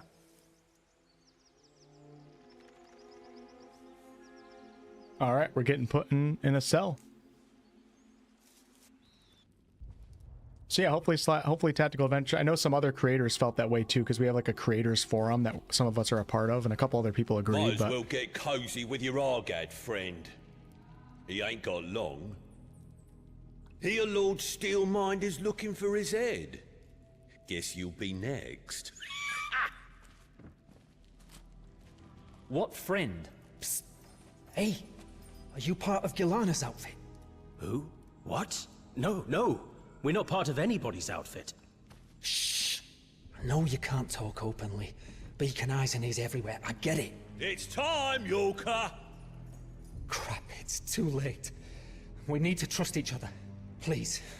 Find Damien in the lion's den. Tell him 8 circles make 1. What? But... No time. Damien's waiting for me, but I won't make it. Tell him not to wait. He has to finish the job. Where's the lion's den? East side near the shore, an ancient sickless ruin. Damien's hiding there. Shut your trap, Argad spy.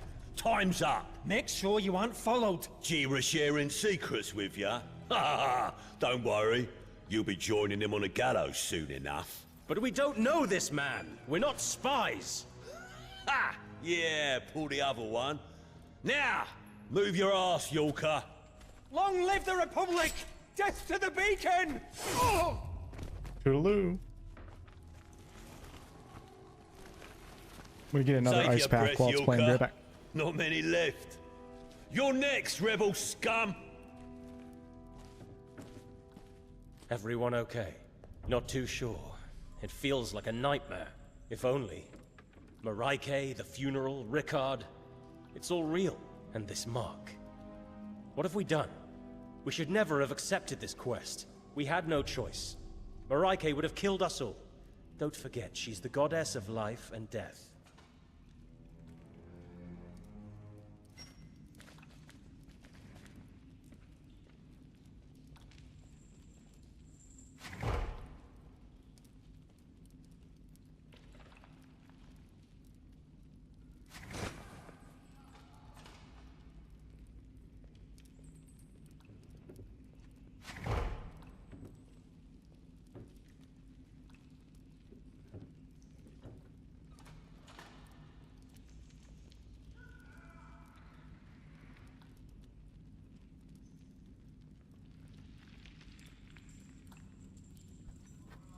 Guess I got no ice packs.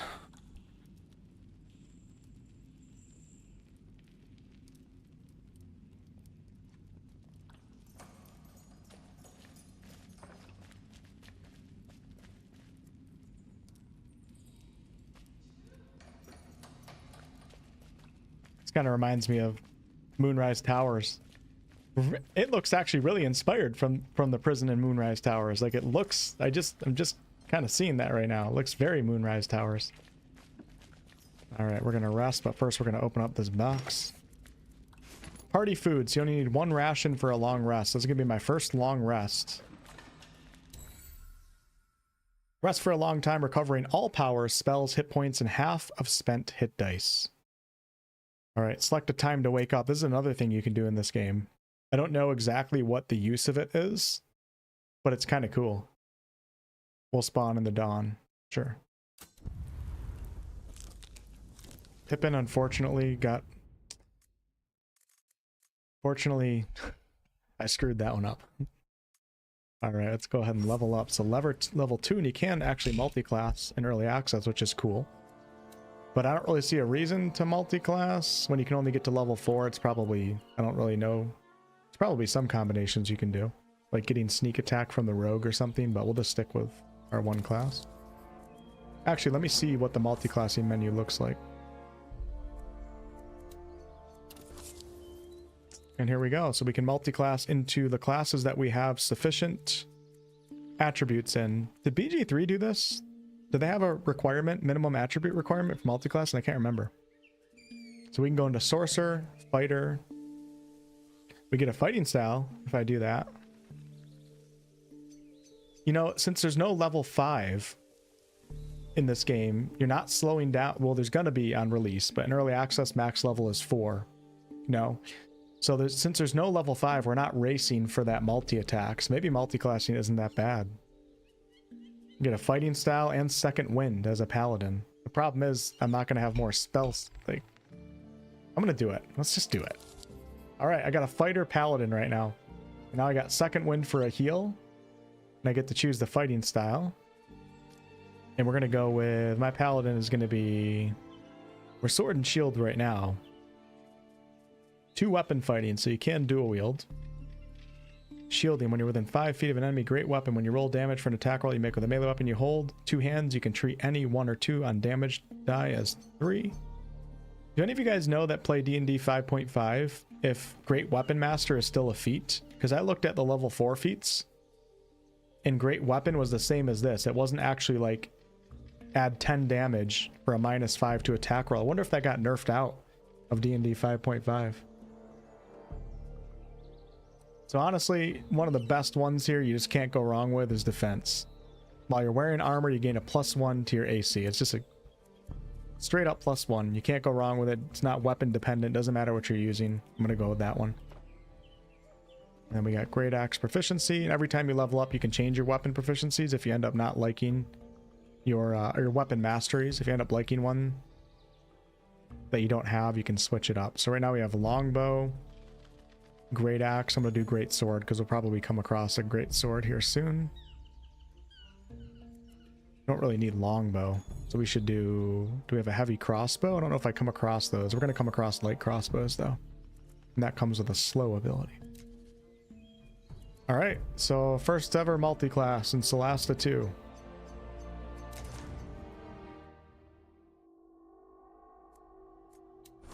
And then our rogue, we're just going to go to level 2. We got cunning action, which is going to be nice. I think it's a little bit different. in 5.5. And then Cleric will go to level 2. Get Channel Divinity, Divine Spark Heal, Necrotic, or Radiant for the Channel Divinities, and turn Undead. Great Weapon Master feat was changed. Interesting. You support that change, Braz? You know, I liked it so much, but I did feel like it was kind of OP, so maybe it's better that it's not there. It's going to make me think harder. I would always take it. I'd take it with everything. Sorcerer level 2, so we get... Just so you guys know, when you're leveling up, like, you can just kind of end it and take what it gives you, or you go into advanced leveling, just like in the character creator, and you get more choice over what you have, and you can see more. So now we have Font of Magic. You can tap into the wellspring of magic within yourself in the form of sorcery points, and then meta magic. Okay, we gain 2. And what do we have for meta magic? Which ones do I like? I always liked Quicken. Cast a spell requiring an action with a bonus action instead. So we're going to definitely take that one. And then Twin Spell lets you target an additional creature. I think I'm going to go with both of those. Wonder what else we... Hold on, what are these? These new? Change the spell damage? Whoa, that's a powerful meta magic. I think that's new. Subtle Spell. Ignore the requirement components when casting the spell. That's definitely very hardcore D&D, Solasta. Seeking Spell. Reroll the attack roll for the spell if it misses. And then these ones we already know. Empowered Spell. Reroll 1s and 2s. Let's go with Twin Spell. And then select spells to learn. So I already know Magic Missile and Sleep. So now let's take Ice Knife. 1d10 piercing. Cold damage to your target. I don't know if I want to get into mage armor, if I want to wear light armor with him or what. Maybe I should do mage armor right now. It just uses up a spell slot, which sucks because you're so limited right now. Expeditious Retreat. Charm Person. False Life. I'm going to take Burning Hands so I have an up-close attack, AoE, in case I get stuck.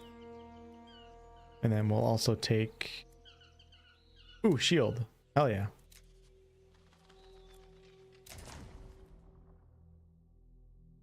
Alright, so that gave us back, I think, 3 out of 4 short rests. And then, of course, depending on what class you're playing, you can prepare your spells. So if I want to change anything, I think I like what we're at right now, though.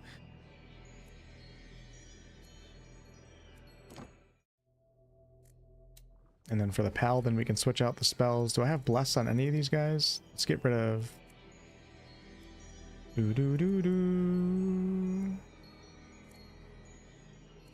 For spells...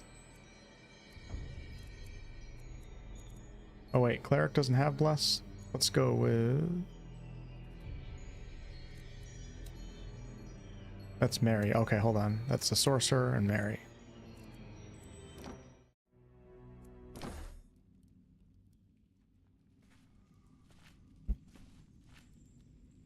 Yeah, one of the Marys is supposed to be Pippin. I just screwed it up. I have orders from the Lady Anabasia. Fetch the prisoners immediately. Well, the Argad spies? To the palace? Do you have a problem obeying orders? No, my lord. But they're dangerous. Not to our Lady Anabasia. Now do as you're told. Yes, my lord. Of course, my lord. At once, my lord. Yeah, Chromatic Orb would have been a good combination, true. You, stay in there and wipe your feet, you worthless scum. Come on, you lot. You're going to meet with the Lady Anabasia. It's a great honor.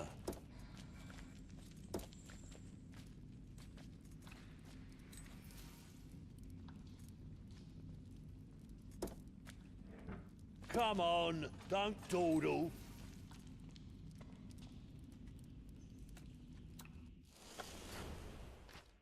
So I don't have a Divine Focus, so I can't cast any of my Cleric spells right now. So just be careful when you guys are playing this if you're not very familiar with how it works. There might be an option to turn this off in the settings. Let me take a look just out of curiosity. If you guys are trying to cast your spells and they're grayed out, you likely have to equip a certain item on your character, like a Divine Focus on one of your character slots, and then it will allow you to cast it. These are like D&D rules straight out of the rule book. They don't exist in Baldur's Gate 3, and in Solasta 2 they're optional. I think in early access right now they're not optional, unless they have it. Hold on, where would it be? We have dice, key mappings, controls, gameplay. So difficulty present, so we have on custom. Camera autofocus. I'm gonna leave it on because I do like playing the rules as is. I'm just trying to see if it's here. NPC turn speed. Oh, I didn't know we had a setting for this. Adjust the speed at which NPCs take actions. I wonder what fast looks like, if it looks stupid. One of my complaints when I played through early access was the pacing of the combat was too slow. Might have to try that. Don't see anything.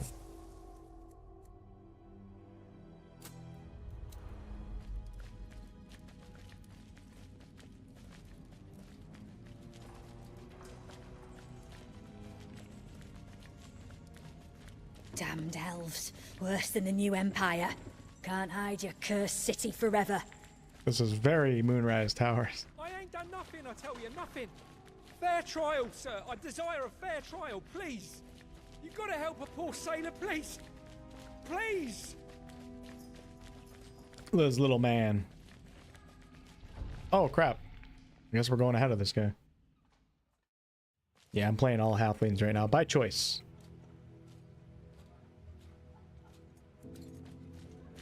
Hello, people of Neokos.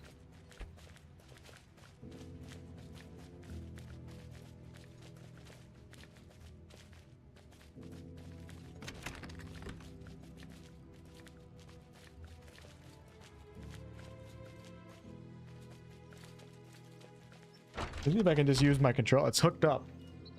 Just controller support works good in early access. I'm curious if I can just switch to it. Oh, look at this. This is great.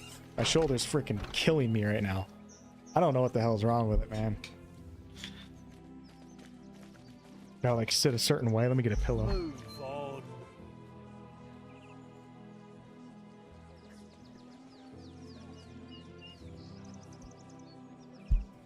I love how you can just grab the controller though, and then it's just like an action RPG. It's crazy.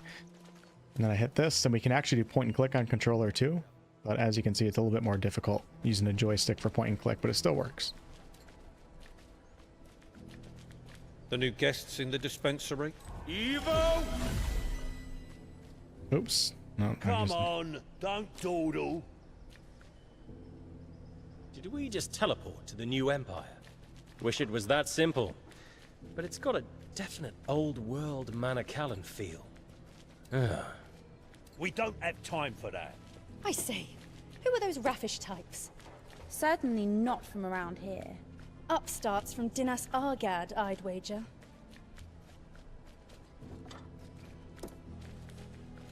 Is it true there was another spy? Yeah, almost got him. Well, if the spy master's goons are after him, then he'll soon hang along with his friend.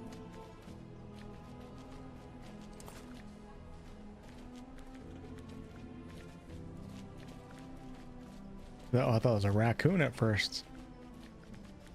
Cool creatures, right? Sure, we'll be fighting a few of those. On.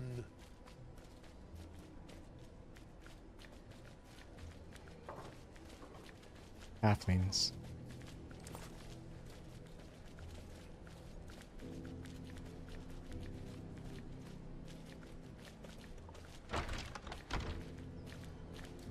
There you go. Okay, we got Enjoy. ourselves a little bit of a dialogue cutscene coming here, but a cool character. It's the scene's well done. Another thumbs up for presentation value. This lady was a voice actress for somebody in Arcane, I think.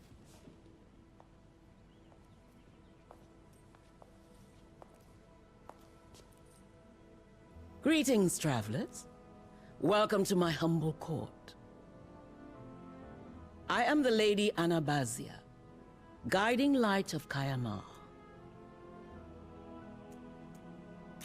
Milady, may I Action offer you relationship our salutations increase. and goodwill? You will have to excuse the close attention you were paid by my guards. Ambassa, They are very protective of my person and of my privacy. They can be a little, shall we say, Enthusiastic? Indeed. I am certain that you're wondering what happened to Father Caldwell. Yours is not to worry. He is, as we speak, both safe and sound under my protection. I shall do all in my power to ensure that it remains so. And now you must excuse my curiosity. I could not help but note that each and every one of you has a mark. A symbol of the goddess Marike. You are keen followers of her creed, like your friend? Yeah, massive improvement. I'm gonna say not really, I'm just kind of curious. Sort of. I do feel obliged to admit that I am most intrigued. You see, here in 𝑁𝑜𝑡𝑒, too many followers of Marike are mere ragtag acolytes of the barbarous 𝑘𝑎𝑢𝑚𝑒.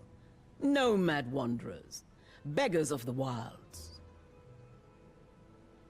You, however, seem different.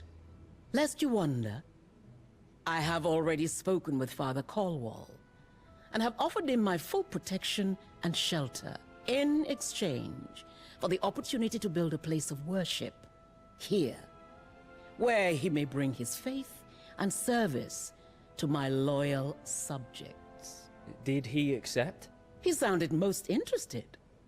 And of course, he's still in need of much rest. But I am certain he will see the sense of it and agree. I'm not sure that a return to preaching is his current priority. I wouldn't know, and would not dare answer for him. But I sensed a strong sympathy for the proposal.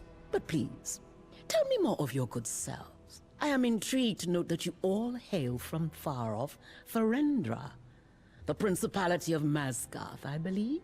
Indeed. That's from the first game? We actually don't know where we are right now. Oh, but look at the eyeliner on Frodo. How remiss of me. My appetite for information can be voracious. You are in a continent known in the common tongue as 𝑁𝑜𝑡𝑒, and this is the city of Kaya-Ma, my humble abode and capital of the Beacon, a most cosmopolitan place where I am certain you will fit in without problem, as long as you abide by our laws. Indeed, we saw your Temple of Pakri. We have laws upheld by them at home. We won't be a problem to you. Oh, I'm certain you won't. After all, your brother is my most gracious guest of honor. It would be disappointing not to extend you that same benefit. I thought he hadn't accepted yet. Oh, I'm sure he will. Can we see him? Ah, where are my manners? Absolutely. I am confident that you're eager to make certain of Father Caldwell's well-being. So we're free to go? Yeah, just chapter 1. Of course. Why would you not be? Although before you go, there is one last thing. A small favor, if you will. We are all ears, my lady. When you're done in the Fount of Wisdom, I wish you to meet with Lieutenant Silverstar, just outside the palace. He will brief you on certain things that will ensure the quality of our relationship. He will be in charge of our future communication. Since though I deemed it important to meet you today, I won't have time in the future. Then we thank you for your time, milady. Goodbye.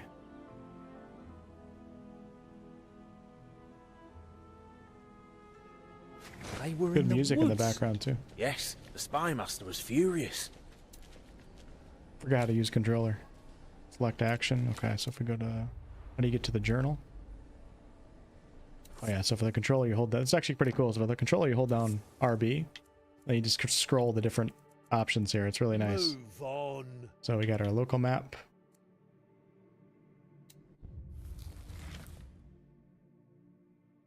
Not bad. Oh, look. So when I was playing, the minimap, the icons weren't showing. I knew it wasn't right. Obviously, in early access, things are incomplete. All right. You expect that.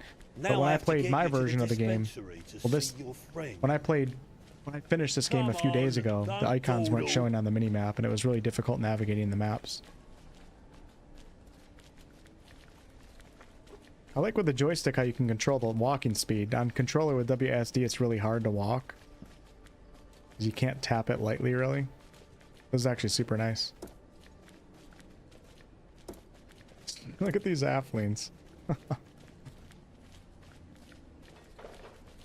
Wish I could jump. Now I'm asking for too much. I want CRPGs to be ARPGs in every area except combat. How strange.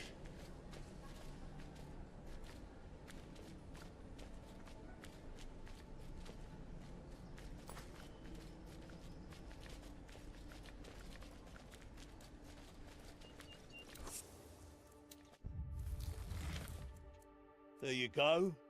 Enjoy.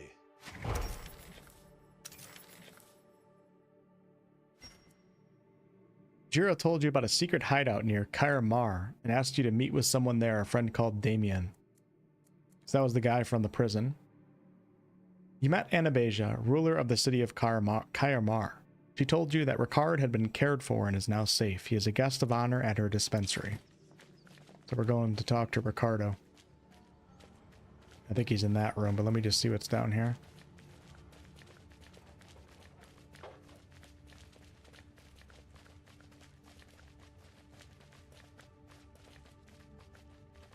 There he is right there.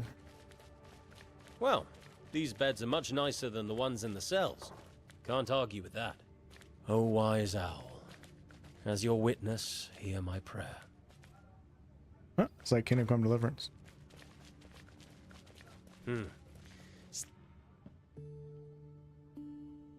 Ah, you're here.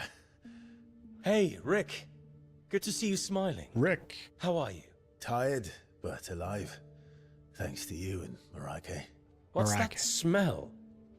When did wine become part of the healing process? They asked if I wanted a little taste of the local grape. Would have been rude to say no. Rick. Ah, enough of the lectures. Any news on 𝑑iorkos? No. She left in a fury, mad at Marai, as if she took Mother from us. We've no idea if she'll return. It's my fault. How? I was there when Mahin got ill. She helped me understand. Told me about her past. 𝑑iorkos didn't get that chance. Her past? It's a long story, but you need to know. Mother was chosen by Marai Yep, Ben to Starr. fulfill an important quest. The Covenant. The Covenant? You know what it is? She didn't tell me everything, but she clearly didn't succeed. The marriage, the orphanage. She was trying to make amends. For what? I don't know. Not exactly. But the first time 𝑑iorkos left, Mother just said, "Someday you will understand." Then she fell ill. Gave me those medallions. Not sure if it was a promised son. to help 𝑑iorkos fulfill the Covenant, and that if she failed, I would have to take her place. 𝑑iorkos took on the Covenant. Oh, sounds more of a left curse makeup than a on that holy character quest. too, I think. Maybe. But 𝑑iorkos has failed. And now it's our turn. Why us? What's this even about? I'm sure Blessed Marai, in her infinite wisdom, has her reasons. As I think did Mahin. Oh, that's Frodo. What's that supposed to mean? When you were adopted, I was hurt. Surprised. Even angry. Were 𝑑iorkos and I not enough? But now I think I understand. You have always been family to us, to each other. Arguing, fighting. Looking at their facial expressions. But always together. Dude's cheesing right now. Like today. Maybe that is why. She knew one of us was not enough.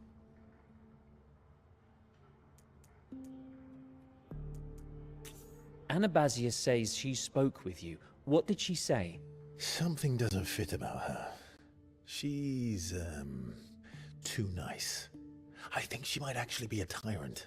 She says you're her guest of honor. That's how Galavan officials back home refer to hostages. What do you think she wants? She says she wishes to spread the true faith of Marai in 𝑘𝑎𝑟. You don't believe her? Do you? There was a man in prison here. He said he was from the Argad Republic. The opposition to Anabasia's authority, I suppose. An iron fist fuels rebellion. All right, so we have a decent amount of dialogue here to get more information, but we're just going to keep pushing on. Not going to do as much optional dialogue tonight when I show you guys the city before I get off. This mark, what is it? The Mark of Oblivion. Mother had one for as long as I can remember. When I prepared her body for the funeral, it was gone. Some inheritance. 𝑑iorkos has one too. Yes. I think that happened the day before she first left. She was upset. Went to Mother. I heard raised voices crying, and then she grabbed her stuff and was gone. Now I realize the Mark and the Covenant had been passed on. And now it's our turn. Exactly. Ah. That explains why 𝑑iorkos knows about 𝑁𝑜𝑘. She must have spent the last 10 years here, trying to honor the Covenant. How do we get back to Ferendra? As Mareike sent us, it's probably too far even for a teleportation spell. We don't even know where on Solasta 𝑁𝑜𝑘 is. You mean we're stuck here forever? Look at the upside. You didn't leave any family behind. We're all here. Ha ha. Very funny. No matter. I'm certain Anabasia isn't going to let us leave 𝑁𝑜𝑘 anyway. Oh, guess we gotta do all the dialogue. Have you noticed the architecture around here? Yes. This must have been part of the Manakalan Empire. But not the new empire. I haven't seen any slaves. The cataclysm struck here too, just not quite as hard. What about Anabasia? She's been the ruler for a long time, even for an elf. She's let me use her library. I'll find out what I can about the place, the people, the forces at play. And you? What does she tell you? We can explore, but we're definitely on a leash. Perhaps you can find 𝑑iorkos? We will. If we hear anything, we'll come back to tell you. Thank you. So there's not as many cutscenes when you actually get out. Like, I think they're heavy on the cutscenes right now because it's setting up the story and the characters. We don't know these characters right now. We don't know Ricard that well. But after you get past like this initial part, like the cutscenes are a lot more scarce. Just so you're aware, Finster, because you said you were hoping for less. Did you see what happened to Landry? I did. I'm sorry. He didn't make it. Can't say I really care about that guy, so. One of these monsters killed him. It wasn't the will of Mareike. We'll find out who or what they are.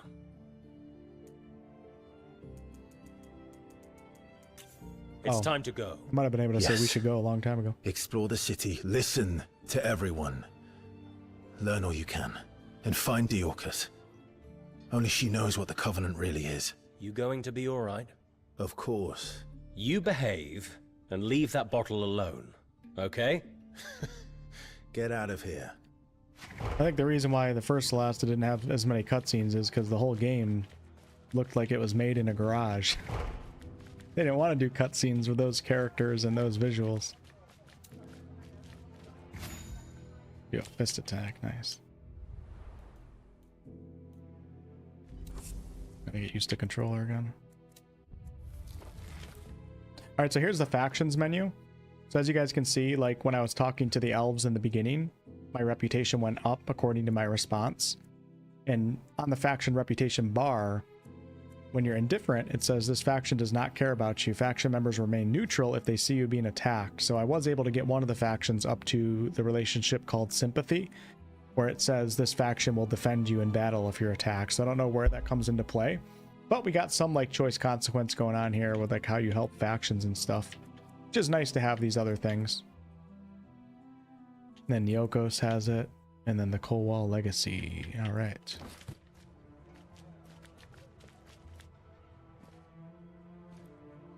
What now? Well, as crazy as it sounds, I've been instructed to give you your gear back and to release you. Hell yeah, You're brother. free to roam the palace like a bunch of nobles. Go figure. That's strange indeed. All right, we should be set free in the city here. And then you get to go to the world map. So before I end tonight's session, I do want to show you guys the world map. So because it's different from the first. It's similar in some ways, but it's very different. It's a big part of this game too, so I will not be playing Monster Hunter Stories now. I mean, I like Monster Hunter games, just I'm not like obsessed with them. And right now I'm playing Crimson Desert on a review copy and doing this and playing Divinity stuff, so I don't really have time for it. Nor does a game that does well on the channel either, so it's like a double whammy. I'm not that interested, and it doesn't do well on the channel, so it's not happening. Not anytime soon. And free to roam, apparently. How far do you think we'll get before Anabasia's goons stop us? Don't be such a misery, Guts. Enjoy the view. Okay, one more little cutscene with the elf right here. I like this elf character. Can't go in there just yet. Got a shovel. It's a miracle. Ah, our dungeon dwellers returned from the deeps. We're supposed to be free to go. Why are you stopping us? So I heard. But you still have to prove yourselves worthy of trust. Which is why our brother is still unfit to travel. He looks like a creature. Exactly. Trust is in such short supply these days, especially around here. You could be Argad's spies, cunning as they are. Cut to the chase. What do you want? Patience. Patience. Pleasantries first. I'm Isorel Silverstar, Lieutenant Protector of Kaya-Ma. I'm in charge of security, and everything that ensures the well-being of the citizens here. Now, we've had reports of problems with the city's filtration system. Someone needs to take a look inside and clean up whatever's blocking the flow. You want us to crawl around in the sewers? Sewers? Goodness, no. Quite the opposite.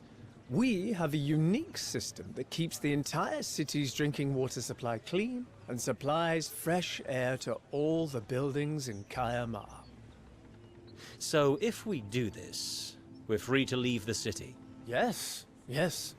Unless the powers that be change their minds. My esteemed colleague, Ethindil Steelmine's trust is not easily earned.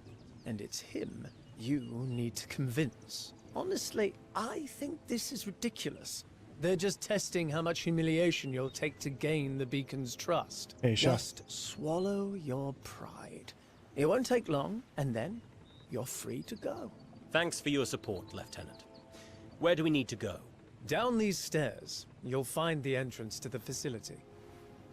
All right, we got to do that, and then we have free access to leave the city and stuff. See you soon, then. Never trust a knife here. Hey, no elven racism in my chat. Get the hell out of my way, knife here.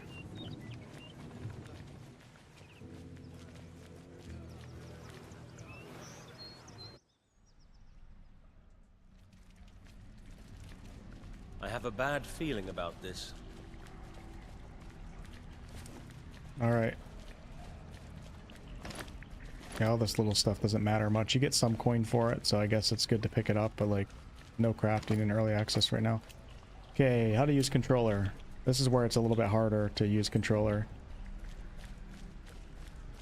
But it still works great though.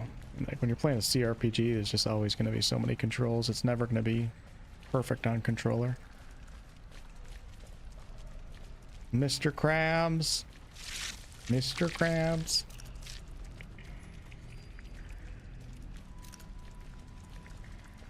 Oops, wrong button. Whoa, whoa, whoa, whoa, whoa, whoa.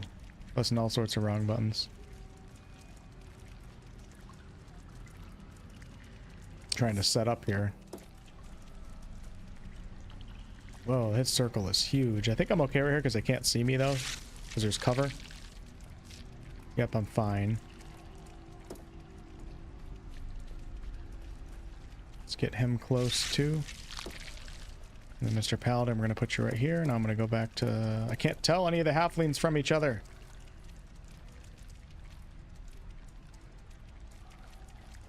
Do we go for the ambush or go for the shot?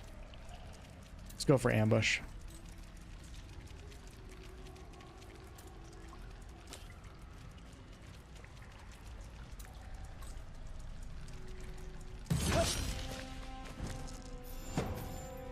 No surprise. One crab is surprised. Well, that didn't work in my favor. All right, give me a few minutes here, y'all. See if I can remember how to use this device.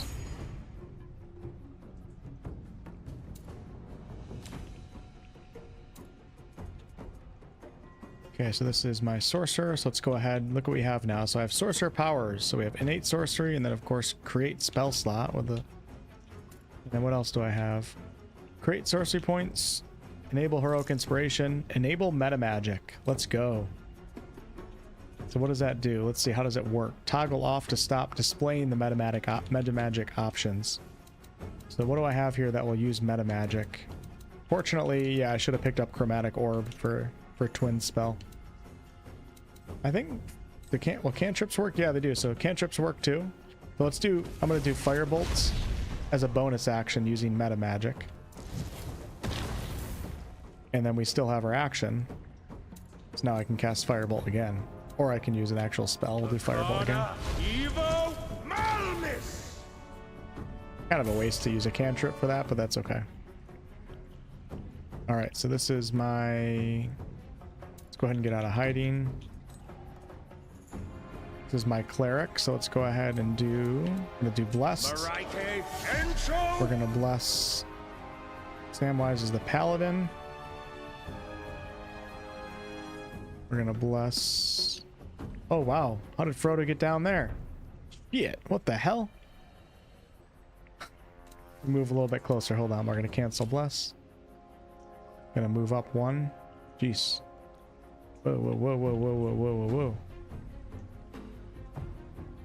Don't go down, just walk up to it. Thank you. We're gonna bless Frodo. Should bless myself to help me maintain the saving throw. We're gonna bless Sam. Oh god, now Samwise is out of range. Alright, we'll just do us three. Screw it. And I'll back up a little bit.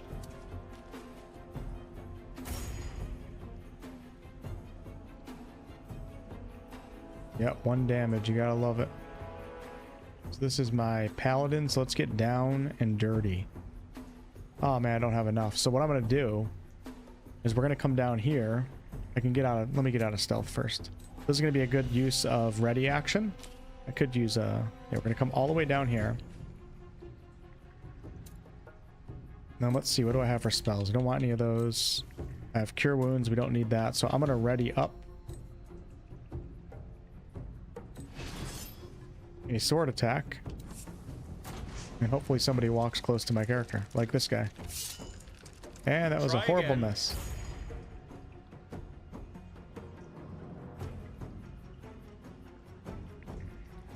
Okay, we're gonna go here.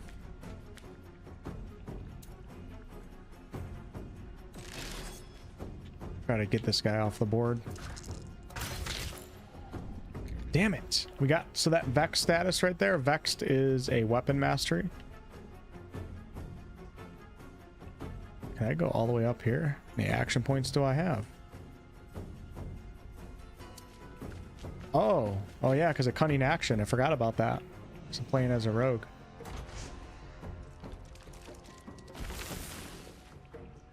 One thing I don't like about controllers is that you see this big circle, it's always in your way and you have no customization over it. It's like blocking everything I'm trying to look at right now.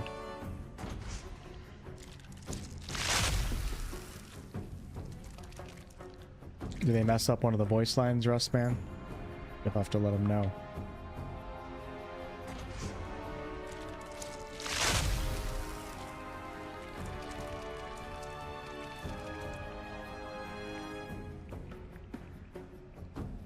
See how long it takes? Like, I'm hoping that they can clean that up. You're just sitting here waiting while the character's not even doing it. I hope they can implement Swarm AI too. That would be great. All right, let's go to right here. Oh, there's a crab right there. Shit, I thought it was... Oh, shit. All right. We're gonna magic missile his ass.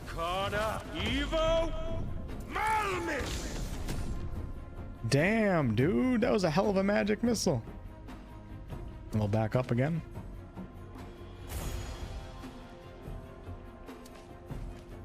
Okay, my cleric. Let's go with... Oh, here's, look at all these. Divine Spark is a heal. Divine Spark Radiant.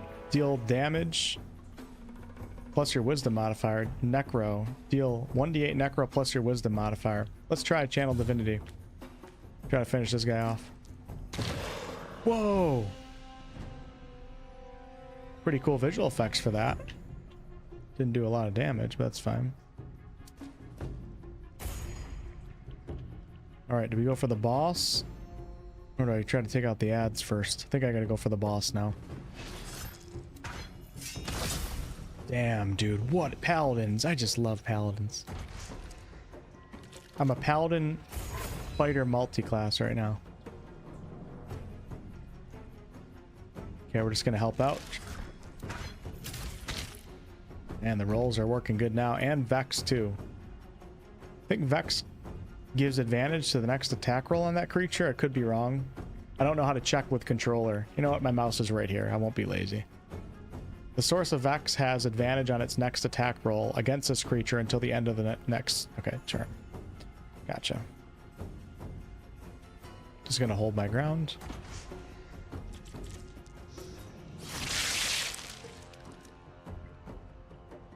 This is the D&D equivalent of the movie Four Brothers with Mark Wahlberg. Are you still with us? Yeah, I think most CRPG players like story and are fine with cinematics, but everybody's different, you know? Everybody's different. Okay, let's go ahead this time. I want to do Burning Hands so bad. Can I make it down there and do it? It's going to take 2 turns to get right here. I just want to see what it looks like. Maybe I will go down. You know what? We're going to go down with a sorcerer. Let's see what the range is on Burning Hands. Be better to AoE this, but... Arcana Evo! Be better to do it on both. I'm just going to do it because I want to see it. Looks pretty cool right now. Malness! Okay, not bad, not bad. Now I'm stuck down here.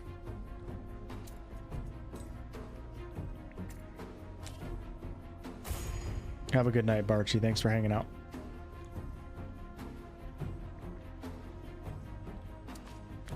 You guys notice what I'm doing here? Like any of you guys that struggle with these games? So like I'm walking up to the edge shooting and then walking back, like taking full advantage. Not that I'm a pro at this game or anything, but taking full advantage of your movement points. Not movement points, but your movement distance. If you stay right on the edge, then the crabs can obviously shoot back up at you. So walk forward and then walk back. It worked really good in Solasta 1 too, like going in and out of pillars. Move just enough to get the shot and give you enough movement to get back behind cover. Okay, Bless is still active. Guiding Bolt, let's go. Oh yeah. Looks pretty cool. I think I'm gonna do it on the boss though. Oh god. Go a little bit further.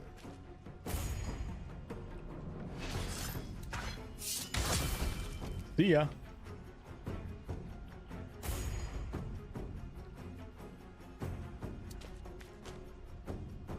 Mr. Frodo, you suck.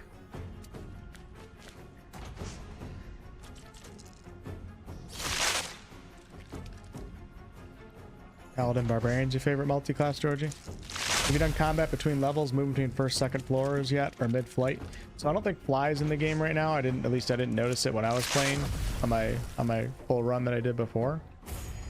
It hasn't been like not really like moving between levels like BG3.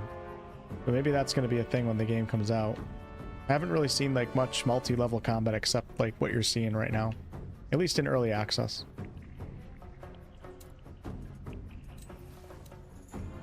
Okay, so here's a good use of magic missile. So we're gonna do 1 on this guy to finish him off. And we'll do 2 on this guy.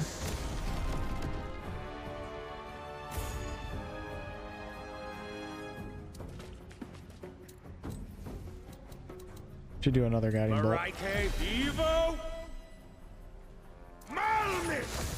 Oh, dude, I love it. I love guiding bolts. One of my favorite spells. Did I skip a turn? No, I don't think I did. Alright, so guiding bolt hit, but Guiding bolt. Oh, shit. When did he go down? What the hell? I must have missed that. And we're one death throw in the green, so that's good. All right, so if you're down, let's hope clearing this and combat ends, you automatically succeed in all your death saving throws, but you stay incapacitated.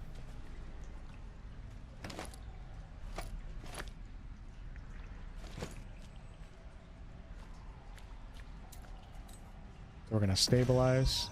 Now he's back up.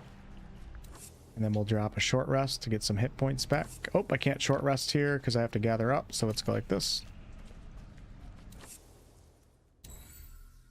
And here we go. And two characters are full, so we're not going to use up any of our hit die, but this guy, Mary, we're going to use 1. We'll leave it at that. It was a horrible roll. And then for him, we're going to use up 2. Oh my god, horrible roll followed by a 12. Let's go. And then what we're losing, nothing. What we're recovering, my cleric is going to get back the channel divinity. Did a really good job just making this stuff easier to understand. Okay, there's loot up there, but I'm just going to loot the boss and we're going to go the hell out of here. Doesn't look like I can loot the boss, actually. Oh, maybe because I'm in this mode. I don't see any loot on the boss.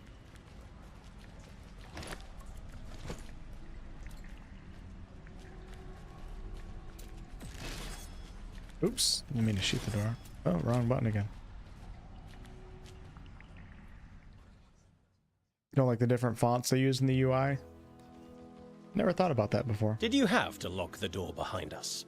Sorry, city regulations, nothing personal. We cleared out a crab nest. Don't you people ever take you guys to the world map now? Personally, no.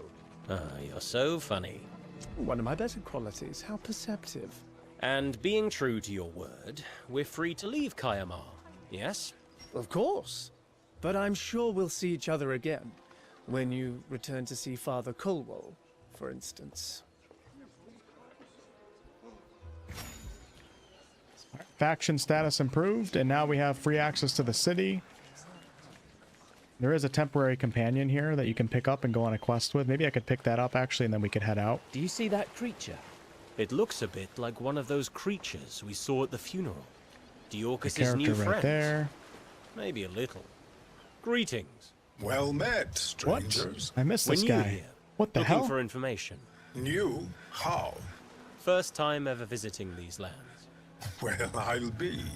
So, have you met anyone like me before? A fisherman?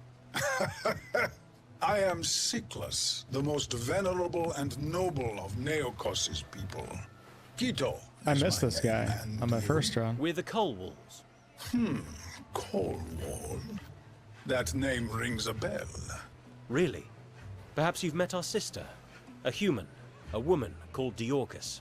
Ah, 𝑑iorkis Kulwal. Dear Moraike, you know her? Yes, many moons ago, she too was new. A long time ago. Is 𝑑iorkis a cleric of Moraike? Yes. Yes, 6 or 7 years ago. She stayed a while, then left with some 𝑘aum. Anyway, we'd like to ask you a few questions. Yeah, this looks like the guy we saved in the demo. What is it you do? And what do you do here? I chose a simple life above ground. I did not want to hide.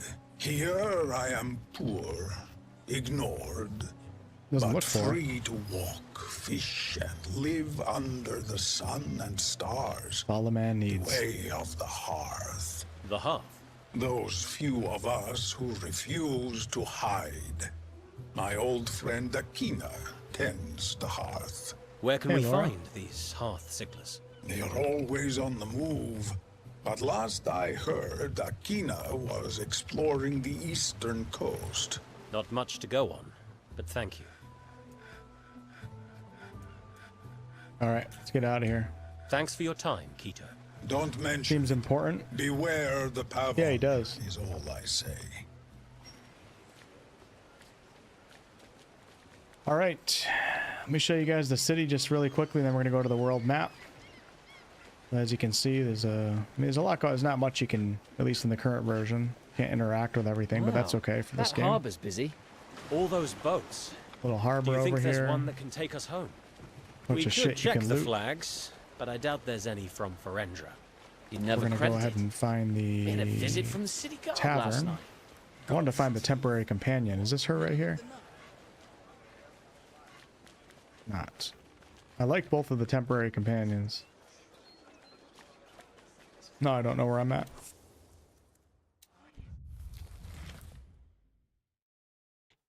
Oh, I guess I'm not allowed to leave yet. Oh, I might be able to. Can I place a marker? So we got to go down and up.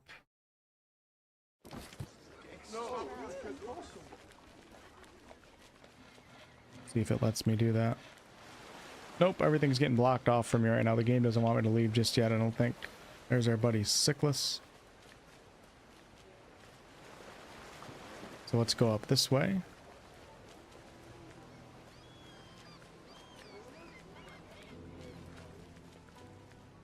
And we have a vendor right here. And then, is this the tavern? So this is the tavern right here.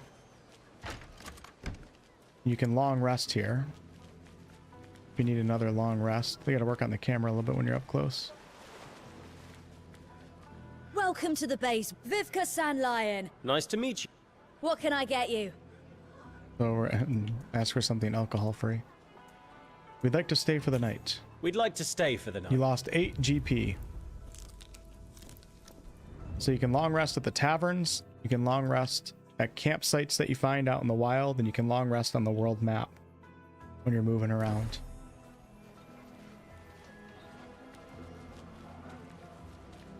Not too worried about that book.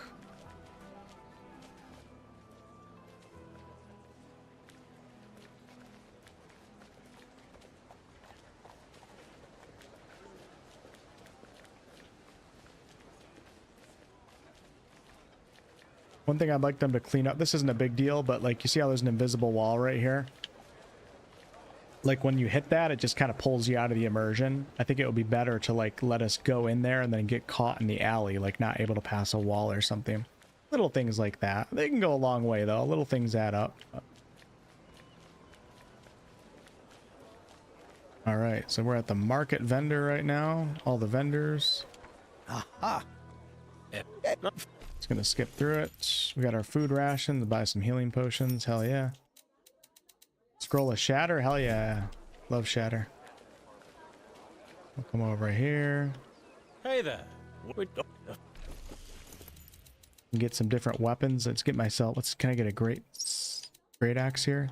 Hell yeah. Give that to my paladin.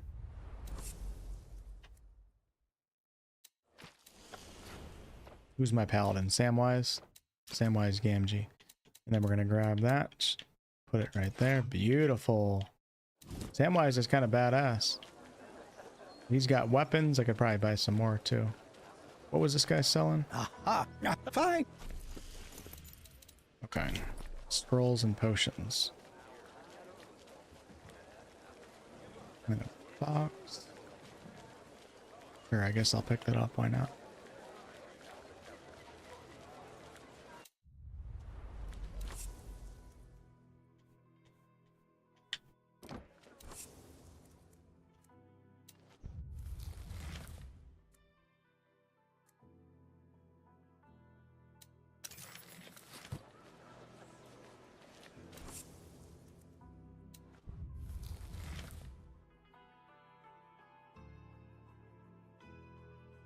How do I get up there? We're blocked. Oh, here's one of the temp companions right here. Jepfa. My characters are right here. Okay, I'm gonna try to go north.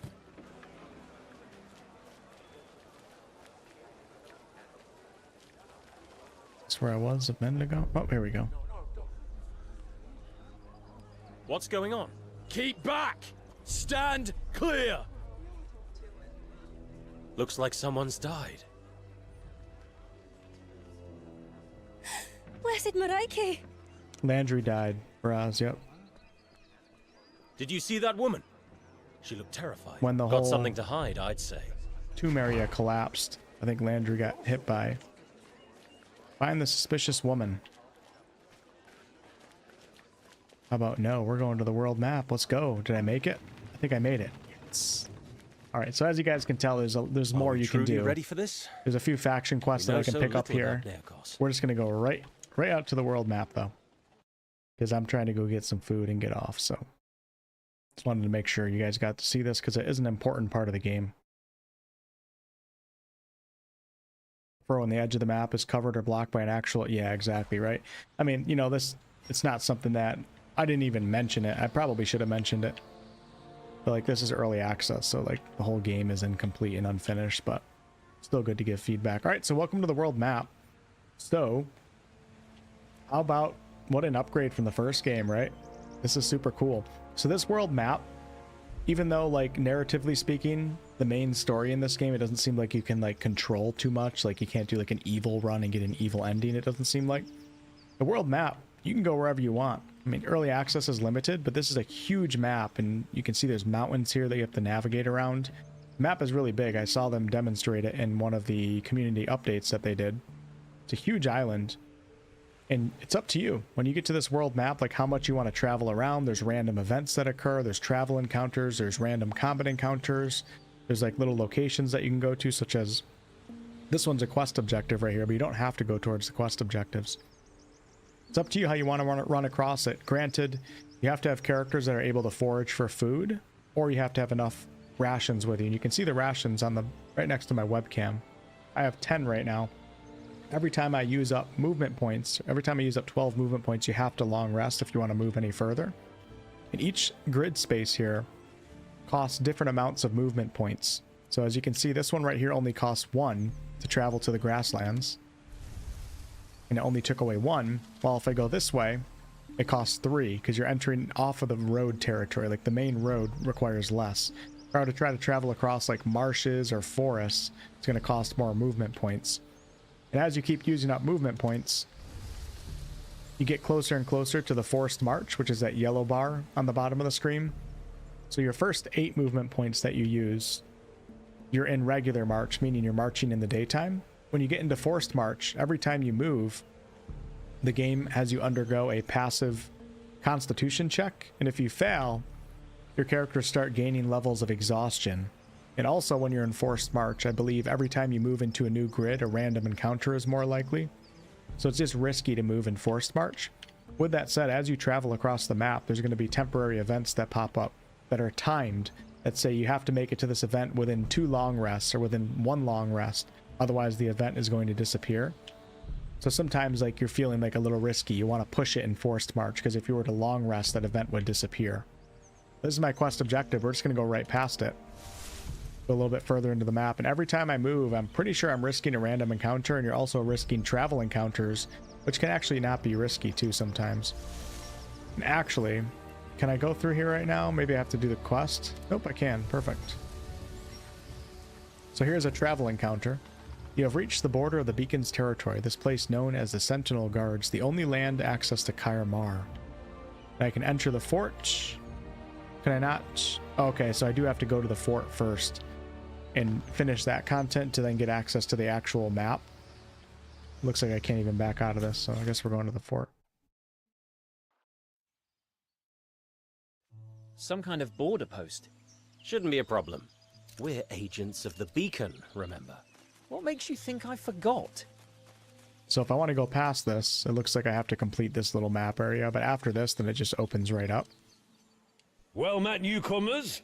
Or maybe I should say, clear skies. Harold Strongarm at your service. You're from overseas. How did you know? Ha!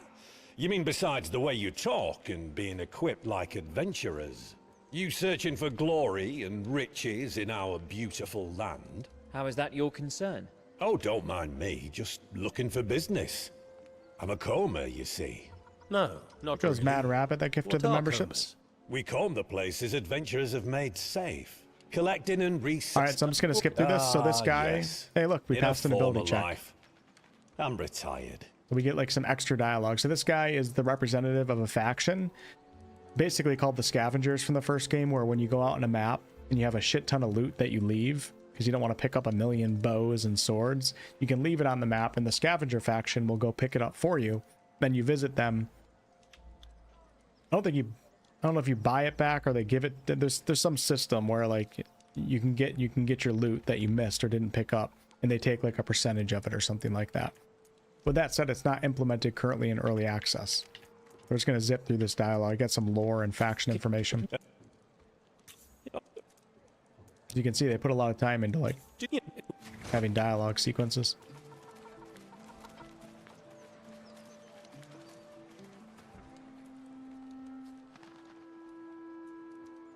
Neiman business? Very well, move along. All right, my lovelies. Not too bad. And you? Could be better. Name's Ellie Sharpreef. You? We're the Coal Wolves. Nice to meet you, Ellie. Wow, a family. Never would have guessed. You's all working for the Lady Anabasia? Haven't worked that out. And you? This is a temporary Same, companion, I by the way. guess. Right now, I's got to get home. I lives in 𝑡𝑒𝑟. Scavenger latrine. It's an old beacon watchtower. Got busted up by a quake. Now it's just a fishing village, built on the ruins. Lots of weird mana stuff and broken statues floating all over. Sounds incredible. Yous get used to it, I suppose. But yeah, guess so. It's all in order, you can go. Thanks. Gots to go. Guess you do too. Sure.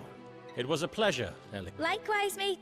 Oh, I guess she doesn't join right now, but she is a temporary companion. So the way temporary companions work is that they join you, and then they're in your group until you complete their quest, and they might go away for a little while, and then you can pick them back up.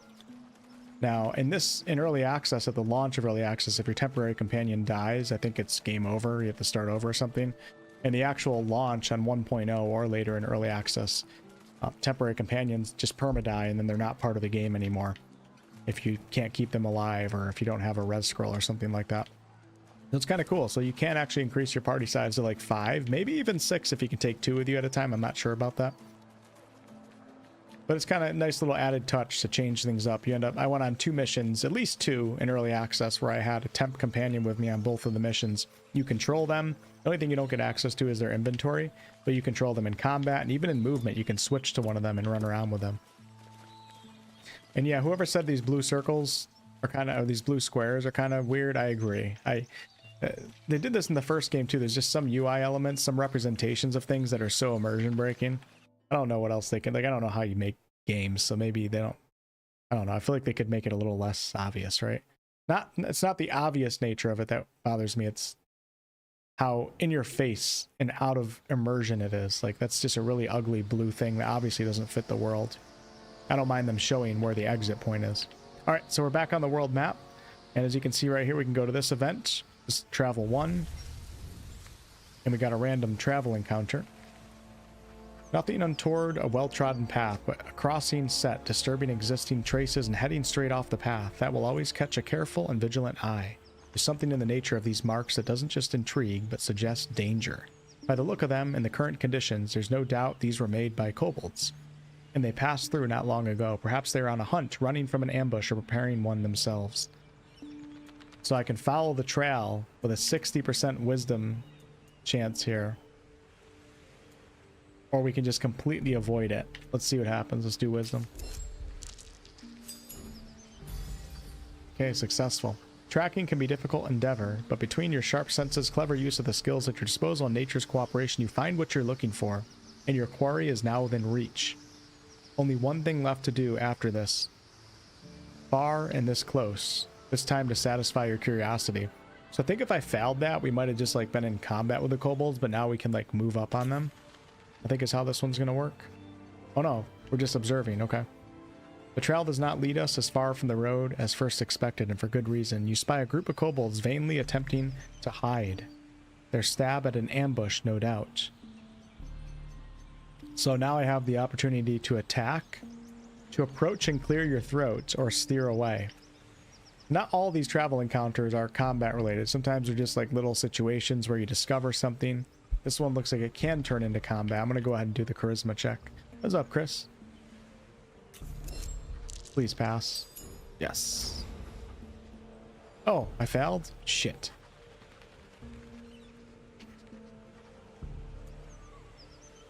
All right, so yeah, so failure, and now they know that we're here, and now I'm forced into combat. So pretty cool, right? And now we're in a combat encounter because I failed that. So this is just like a little random encounter, and you know, obviously, the more you travel, the riskier it becomes that you're going to come across these situations. So traveling in this game on the world map has some risk with it. It's not like you just travel freely, which I personally like.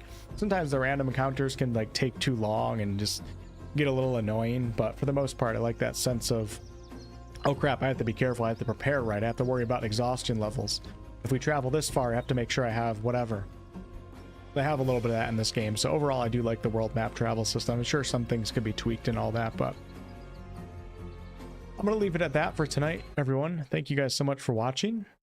And I know I had to play through the first part twice because of my stupid internet, but I lowered my bitrate a couple thousand and looks like the internet's working this time. So anyways, if you guys missed my early access review of Solasta, I'll share it in the chat right now. And like I said, I'm not fully back to streaming yet.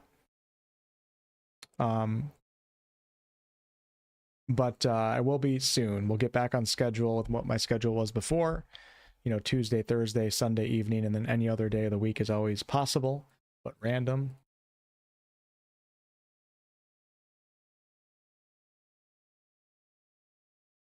And we'll get back on that schedule. But as a lot of you guys know, I do have a review code for Crimson Desert right now. So I'm currently playing that one and preparing some content. I can't talk about my feelings on it or anything. I did drop a hands-on impressions video as I did get to play it at an event a few weeks ago. But as far as the full game goes, I can't talk about it. But I mean, I am still playing it, so that should tell you something. Because you guys know me, I don't just play games to play games, so. But I'll definitely have some stuff for the 19th, and that takes up pretty much all my time because it's a massive game, so.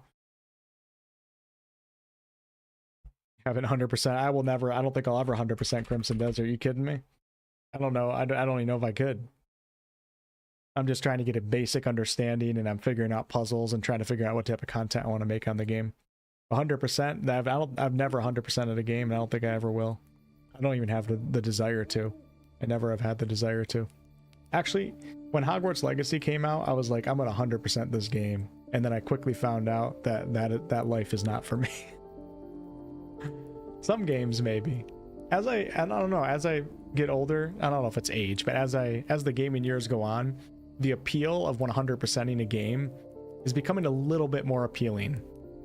But it's still like, out of 100%, as somebody who loves 100%ing games and doing that, it's still only like 15 to 20% for me right now, so. Man, 100%ing Crimson Desert, I think would be hundreds of hours to do that game. Because that's like an open world, in some ways, checklist game. I wouldn't want to compare it to like Assassin's Creed or something like that, but oh my god.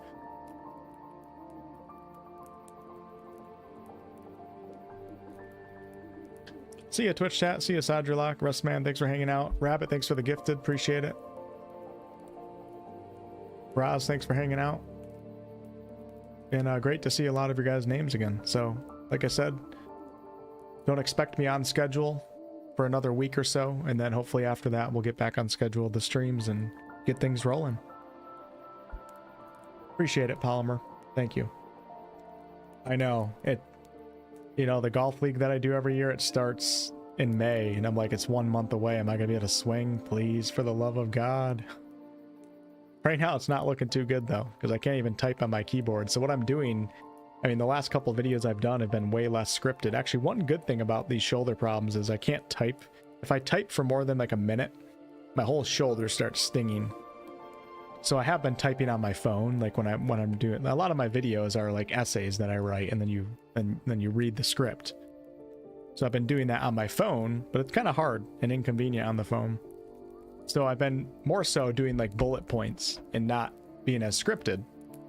And it's kind of getting me out of my comfort zone a little bit, which I think I needed. So this could actually be a blessing in disguise, because less scripted videos take way less time. You know, you can spend a week editing one script for a video depending on how good you want to make it. Less script is a lot more natural. With that said, you can ramble a little bit more. You don't always articulate your thoughts well enough. But the more that I force myself to do less scripted stuff, the more comfortable I get with it. I think I get a little bit better at it, and the more that I realize that a lot of people that are watching sometimes even like that content even more. And you know, if I can do less scripted content and push out more content and not have to spend as much time on a single video, that would go a long way for me. I mean, with that said, I'll always be doing scripted content too. I feel like, you know, videos that are highly edited and you spend so much time on writing the script as professionally as you can, like I think those serve a time and place too, but it's not always needed, is what I'm saying.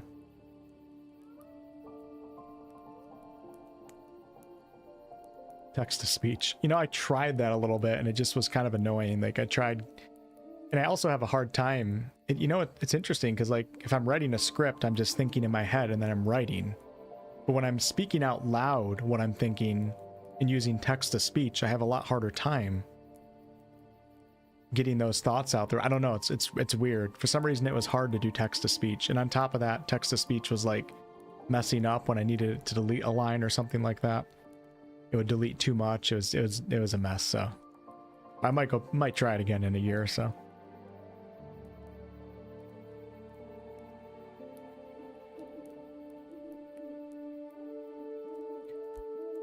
You missed it, Jojo. I'll catch you some other time though.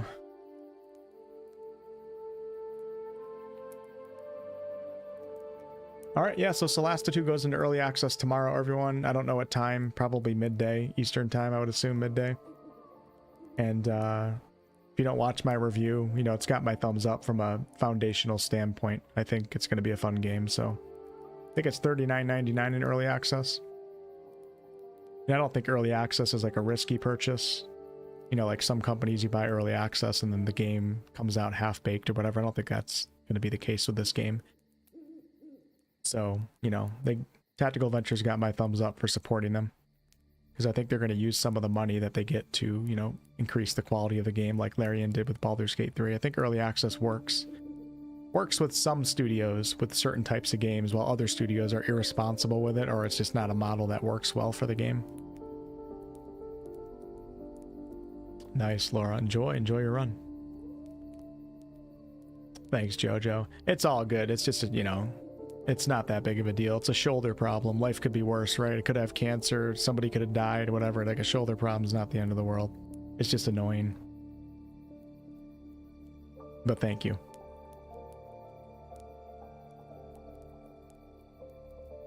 Oh, Zyfiel. Shit, you still here? My bad. I'm just seeing your name right now.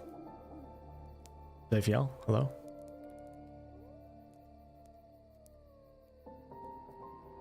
Michael, what's up? Have a good night. You changed your YouTube icon, so I didn't recognize it right away.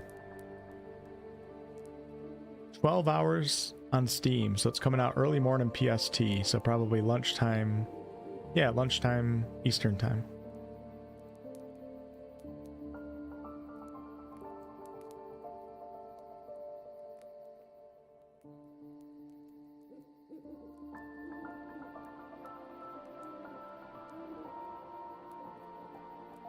I wonder if YouTube's, you guys remember for a few weeks there, YouTube was boosting my stream to those autoplay users. I wonder if those times are done now that I haven't streamed in 3 weeks.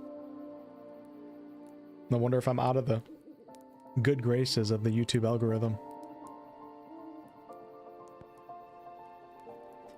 It's so interesting. So when that was happening to me, my average view duration for my streams when I was playing Divinity was like 30 to 35 minutes, which is very high for streamers. And that's when I would end up getting the boost in views to like 2, 3, 4, 5,000 people. And now tonight's stream, the average view duration was only 12 minutes. And we didn't get the boost. 12 minutes makes sense though, because people are just coming in and out to check out Solasta 2 versus watch the entire thing. But it's interesting gathering these analytics and trying to understand what the hell YouTube is doing on the back end.